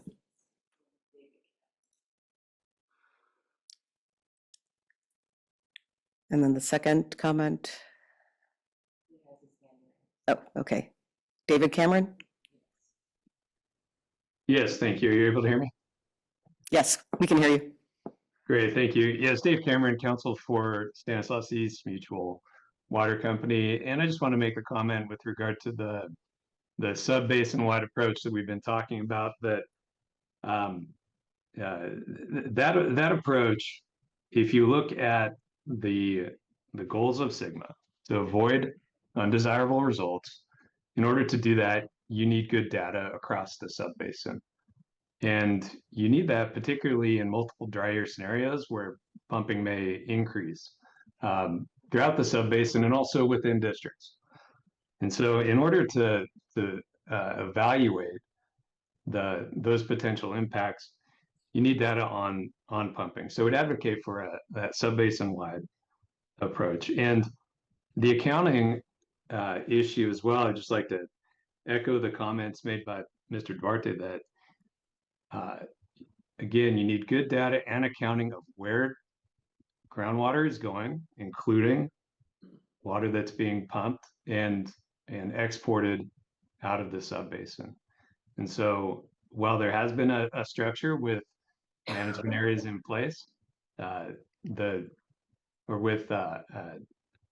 different management areas in place, the specific the actions that may be taken may differentiate, but again, there should be a sub-basin wide data collection, and that issue should not be divided by management area. And so I just want to make that clear as we're looking at these issues. Okay, thank you. Sir, and then the gentleman in the back. Yes, Tom Orvis. I wear many hats in this county. Mr. Duarte, once a congressman, always a congressman. You're not recovering. You may be just a congressman in waiting again. You never know. It's kind of like a Marine. Once a Marine, always a Marine. I'm going to get off this east versus west, north versus south. Stanislaus County, along about end of October last year, in response to San Luis Delta Mendota basin, sub-basins along the west side, approved very rapidly and quietly a well mitigation framework, which it was interesting. Many of us wish we would have had time to actually study it a little more and comment on it, but it was a very large open shell, which allowed the county and the west side some wiggle room, because their ultimate goal was to get their plan approved. Unlike this basin, sub-basin, they're under a much larger gun, more like a cannon instead of a shotgun like we are out here. So I don't know that we need to reinvent the wheel, but at the same time, there is a framework out there already in place in Stanislaus County. So that means it covers every inch of land in this county already, whether it's the eastern San Joaquin Basin north of the Stanislaus, whether it's from the Tuolumne to the Stanislaus, or whether it's down to the Merced or west of the San Joaquin, there is something in place. I think it's just incumbent upon the people in this room to go back and I know a question was asked, so who's going to make this call? Those 7 members on the STRDBA all have governing boards that they report to. And those governing boards are elected by you, the people. So those boards on any given Tuesday will give you an opportunity to speak to this as well. So we have something in place. It's just how can we make it fit best for us and still reach that compliance factor? Because as we've seen in the South, you know, there's a hold on it because suits have been filed, and so people are still trying to figure it out. Like you said, once you go to the state, once you go to those 5 board members, you don't come back. So thank you for the time. And I will point out that we are aware of the Stanislaus County framework and that it is currently only applicable to those parts that the basin that are within the county's GSA area, which is what we refer to as white areas. So that's currently only how it's applicable, but it does, yeah, it is there. So, yeah. Hi, Louis Burketto. So I keep on hearing a lot of like misconceptions about the management areas, and I requested some data from Liz Elliott at Todd Groundwater a while back, and she has net numbers on extraction per management area. So I just wanted to clear up that 3 of the 4 management areas are actually net extractors: non-district west, non-district east, and Modesto management area. And that's because of the mix of urban, municipal, and ag pumping. And that's basically why I think this should be a whole basin approach, because 75% of the management areas are already net extractors. So it just seems a lot more equitable if we treated everyone the same with these demand management actions. Good. Thank you. Thank you. All right, given the time, and we have one more item that we need to cover, I think this is a perfect place to stop because it also takes us to our next subject, which is going to be, you think the last 2 were interesting, wait till we get to this one.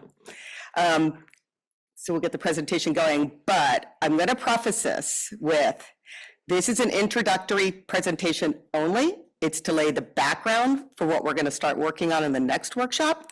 So we're not going to have discussion on this one. It's not to say we won't have discussion on it. What we just want to do right now is lay the framework on what a groundwater allocation program is so that you can think about it and be prepared at the next workshop to provide input and thoughts. All right? Okay, so thank you. And I'm going to turn this over to Dominic. Good afternoon, everyone. So as Leslie said, I'm sorry, what's that? Is it informational only? Yeah, informational only. Really, because we do know that this kind of next topic is such a heavy lift for the basin, for just general governance. We definitely want to make sure that we have the opportunity to both kind of explain some of this, kind of the general direction of what an allocation program is, set the stage to allow you the time to kind of think through it, mull it over, kind of try to understand it a little bit, and then at our next meeting, or our next workshop, we're hoping to receive a lot of feedback, and we'll kind of be able to take a lot into consideration as we kind of work through some of the details of this. Before I get into the slides, one other thing I wanted to really acknowledge is for anybody really who hasn't been as involved during the initial development or the revised GSP, in general, a groundwater allocation program is a form of management action, and as you've heard a couple times before today, right, the design for this is to be a backstop. The GSA would love nothing more than to be able to achieve our sustainability goals through projects. This is kind of a, what is our worst case scenario, right? What is that backstop? How do we guarantee sustainability? And so I just want to kind of keep that in mind as I kind of get into some of these details here. Okay, so then the first thing to obviously start with is really what is an allocation? For anybody who's unaware, really what you can kind of consider an allocation program is effectively, it's kind of a budget for a bank account. The idea behind it is that at the end of the day, in order to achieve sustainability, there is a finite amount of groundwater or combination of groundwater, surface water, or water resources in general that we have access to. And so really what, all right, no problem. I'll keep going. Okay, no problem. Okay, so really, as you work for a budget, as we handle our financials, really the overall an allocation is really just a framework to outline the combinations of the things that you see up here, right? It's who can take water, how much, and really when, right? It's just kind of the general questions of how we spend our money or how we spend our water, with the overall goal being, right, as we're all here as a team to manage the basin locally. And so our long-term objectives as with sustainability is to make sure that our farmers have water to continue to farm, to continue to grow crops. Our cities and the domestic users still have water to utilize in their homes or for commercial industrial users. As a subset of that, they do not get a specific allocation, but we also have environmental needs, and we want to make sure that nature has the water to protect our groundwater-dependent ecosystems and our stream habitat. And finally, there's really a big focus on just long-term sustainability. We want to make sure that we're just not the last users of this basin and that we protect our water resources for generations to come. Okay. So getting into some of the details now, really the first thing I want to make sure we point out is really what is the GSA's authority, right? We're coming up with a lot of rules today. We're discussing a lot of that governance. Really, what is the framework from a legal perspective that allows the GSA to do all this? And so really a lot of, SGMA is enshrined in the California Water Code, and I kind of pulled three short excerpts out of that to kind of give you a general basis of what the legal framework of this is. And so in general, we can see that ultimately that SGMA grants the GSA the authority to perform really any action necessary to achieve long-term sustainability. But the important one that really pertains to allocations is a second item here that says that the GSA, or the Groundwater Sustainability Agency, has the authority to control extractions by limiting or suspending actions from both individual wells and large extraction facilities within this basin. But of course, we have to add the last criteria here is that we are certainly not having any discussion on removing or terminating existing water rights. We're maintaining within the existing framework of California water rights, but the GSA does have the ability to regulate the use of that water right. Okay, and then also we want to make sure that we know that today, not just today's discussion, but throughout the next several months as we work through the development of this allocation program, that this is a starting point. The basis of how the GSA has dictated to implement our SGMA goals is to do a process of adaptive basin management. So today's conversation at our next workshop, the goal behind this is to receive that feedback, to work with you to achieve an allocation program that works for the basin and that is equitable to all. With the idea being that not only are we going to have any decision made here, any conversation we have here, will be kind of continuously worked through over the next several months, but also the GSA is even then is not going to put this program into stone. The GSA does plan to revisit this at its discretion. It can be every year, every 5 years. That's all up for us to decide as we kind of work through these items. And then finally, especially I want to kind of point that out because SGMA at its core allows for adaptive management, and particularly as this pertains to an allocation program, right? As I said earlier, our goal here is to predominantly achieve sustainability through projects, right? We need this as a backstop to be able to guarantee sustainability, but as those projects come online, hopefully they have very high efficacy, they're very efficient, right? We can achieve sustainability without needing to implement an allocation program. And so the goal behind this is that we can assess the basin's conditions and assess our project impacts by looking at existing data, whether that's groundwater levels, whether it's filling in some of the data gaps associated with stratigraphy, with general water use, and again, coming back to the details of those projects, right? We can always adjust these tools down the road depending on any of those variables. Okay, so now getting into the actual details of kind of how we're planning to develop an allocation program. So what I'm partially anticipating a lot of the conversations in these workshops over the next several months, I've kind of broken up into these three main categories here. Is first we need to decide on what type of an allocation method or program do we want to do. There's lots of options. These are the ones I'm going to give you a little bit more detail right now in the next slide. That's going to be our initial conversation at the next meeting. Then following that, the goal is to get into all the different management parameters. As you can imagine, there are a ton of variables that that we've already started to talk about, but we'll continue to talk about over the next several months. Whether we're going to have credits, whether so we can do, is there going to be inter-district or inter-zone transferring? Are there transfers between growers and different parcels? Are we going to account things for the developed supply of surface water, which I can also get into in a second? We've talked a little bit already about management zones. There'll have to be decisions made on that. And also then we can talk about what we're considering here, what I'm calling the glide path, which can be, how is this implemented over time? So those are just a very, very small set, just trying to give you a little bit of a flavor. I'll get into some more options in the future, in the next couple of slides, but these are all going to be details that we're hoping to work with you and anybody else who wants to get involved in this process. And then finally, the last item here is really when the rubber meets the road, how do we enact it? What's our implementation strategy? And how can we ultimately not only enact this program, but also how do we plan to do that adaptive management, right? And this comes back to some previous conversation we had on whether we're enacting metering or reporting. How are we accounting for the overall water use? Do we look at a single year? Oops, sorry. Do we look at a single year? Do we look at, is there going to be banking over 1, 3, 5, 10 years?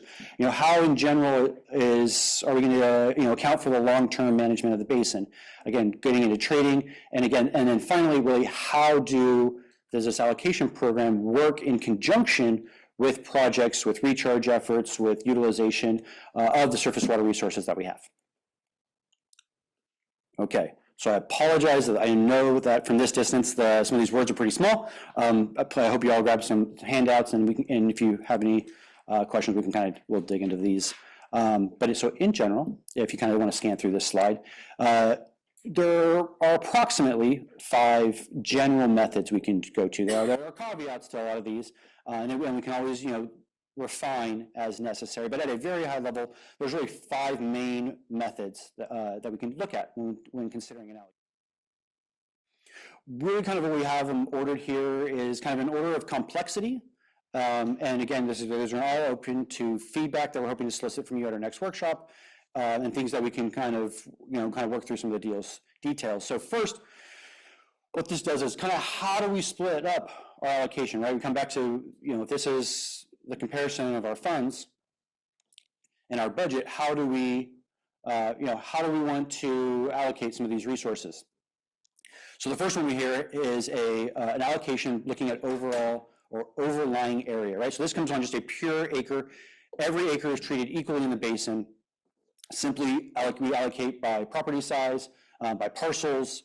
It's really kind of effectively the most direct and simple approach that we have. Everybody, all landowners across the basin are treated equally, but this does have some complications or potentially some inequities, particularly related to those who are active irrigators versus some of the rangeland that we have in the basin, for example, right?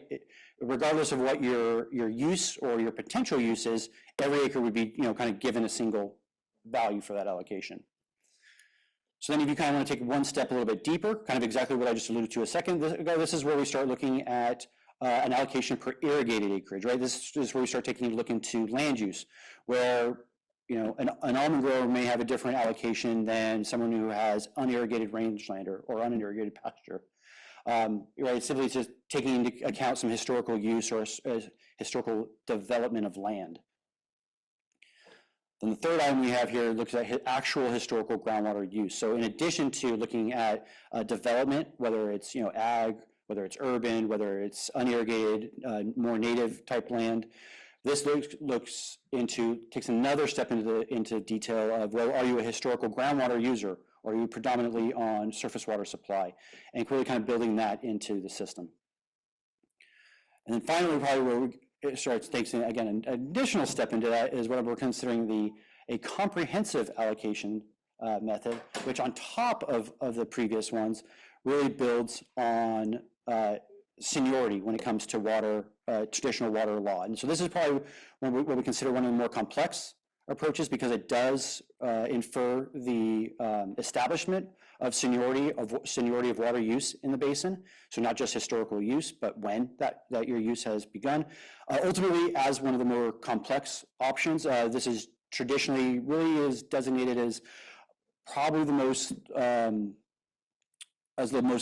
legally robust option. And so it's, I think one of the questions for the GSA and for all the growers within it, and all the, everybody within the basin really, is, what level kind of complexity do we want to take the first step when we're looking at our overall sustainability and our overall, implementation of SGMA.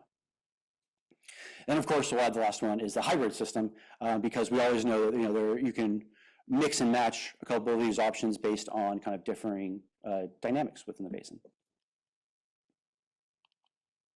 Okay.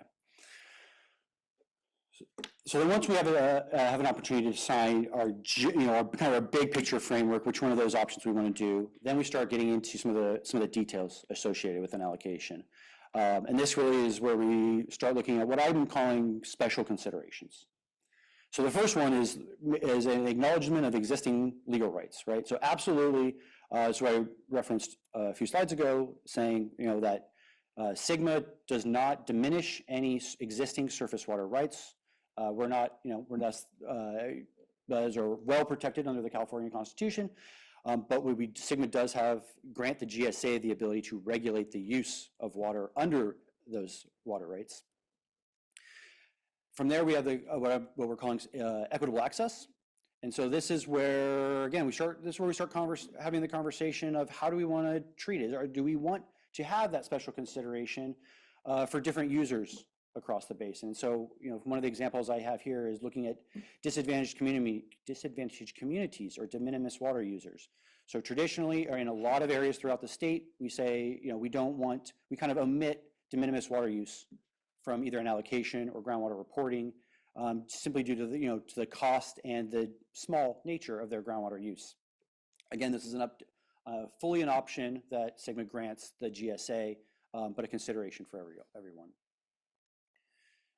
In addition to that, we also have what we're considering calling economic sectors. Obviously, this is a very agriculturally dominated area when it comes to our economy. And so we are pitching the ideas, if there are any thoughts, concerns, or any special considerations that you want to make related to the protection of certain agricultural components compared to municipal use or industrial use within the basin. We're opening kind of a general feedback at the next meeting for, to hear some of your input on that. And then ultimately, on this list, we have environmental needs. Is that the GSA does have the authority to include measures or impacts associated with environmental needs, whether that's stream flow, groundwater dependent ecosystems, et cetera. Do we want to make any kind of special considerations or thoughts associated with protections of those areas? In addition to that, there's a whole slew of other management actions. This is management factors. This is just a very, very small list of things that will go greater in detail. But a couple of these we've already mentioned before, right? Do we want to look at different management zones within the basin? I know there's been a lot of discussion of kind of east versus west, district versus non-district, but I want to be absolutely clear that those are not the only management zones that we can enact. There can be, we can break up certain zones. We can consider a municipality a certain management zone. We can consider a region adjacent to one of the rivers as a management zone, right? These are all, these are just different ways to look at different areas, and we'll be looking at these allocations. And so we'll come back to you with some options there, and we'll hopefully solicit some of your recommendations.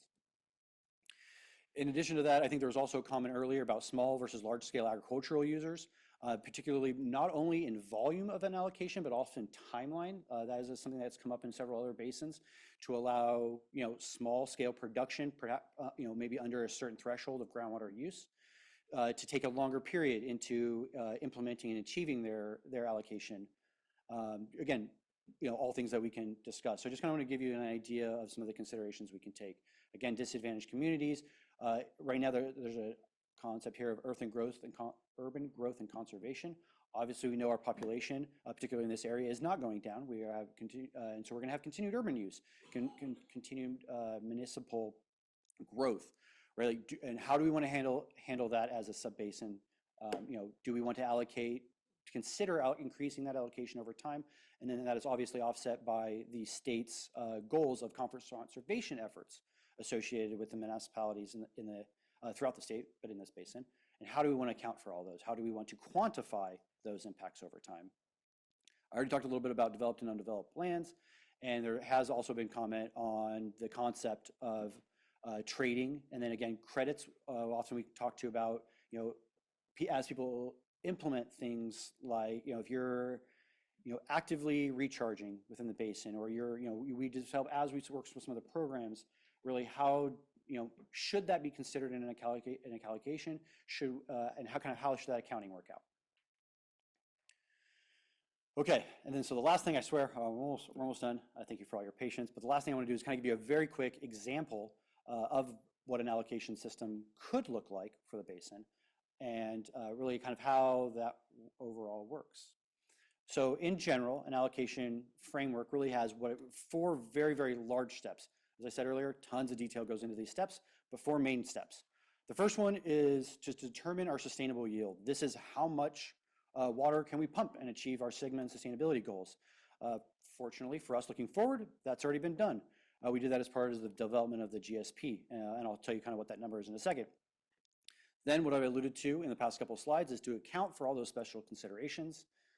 Once we have once we've kind of quantified that information, we can then actually allocate the water, distribute it across landowners, kind of show you how that may impact really what those allocations may look like, whether it's for an appropriative or overlying user, and then get into the details as far as implementation, adaptive management, and things to that effect. Okay, so last slide I have here is what I consider kind of the fun stuff. Ultimately, this really looks at, kind of gives you an idea of what that actually means. And so, again, that first step that we already took is develop the sustainability yield of the subbasin.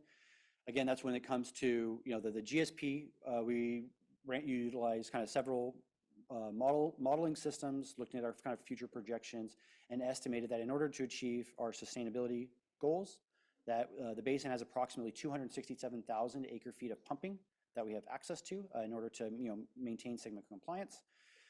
This is really the framework. This is the volume of water that we have to work with.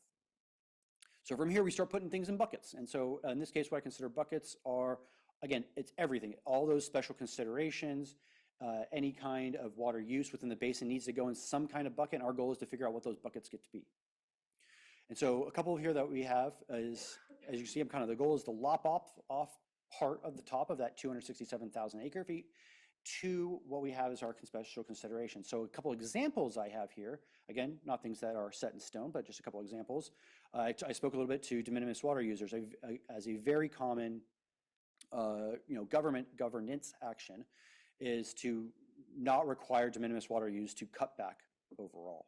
Right? And so an example of that, if we decide to go down that route, is to take de minimis water users, set them aside and say, okay, we've estimated, we've quantified the de minimis water use, and we'll put that, we'll account for that in this bucket over here.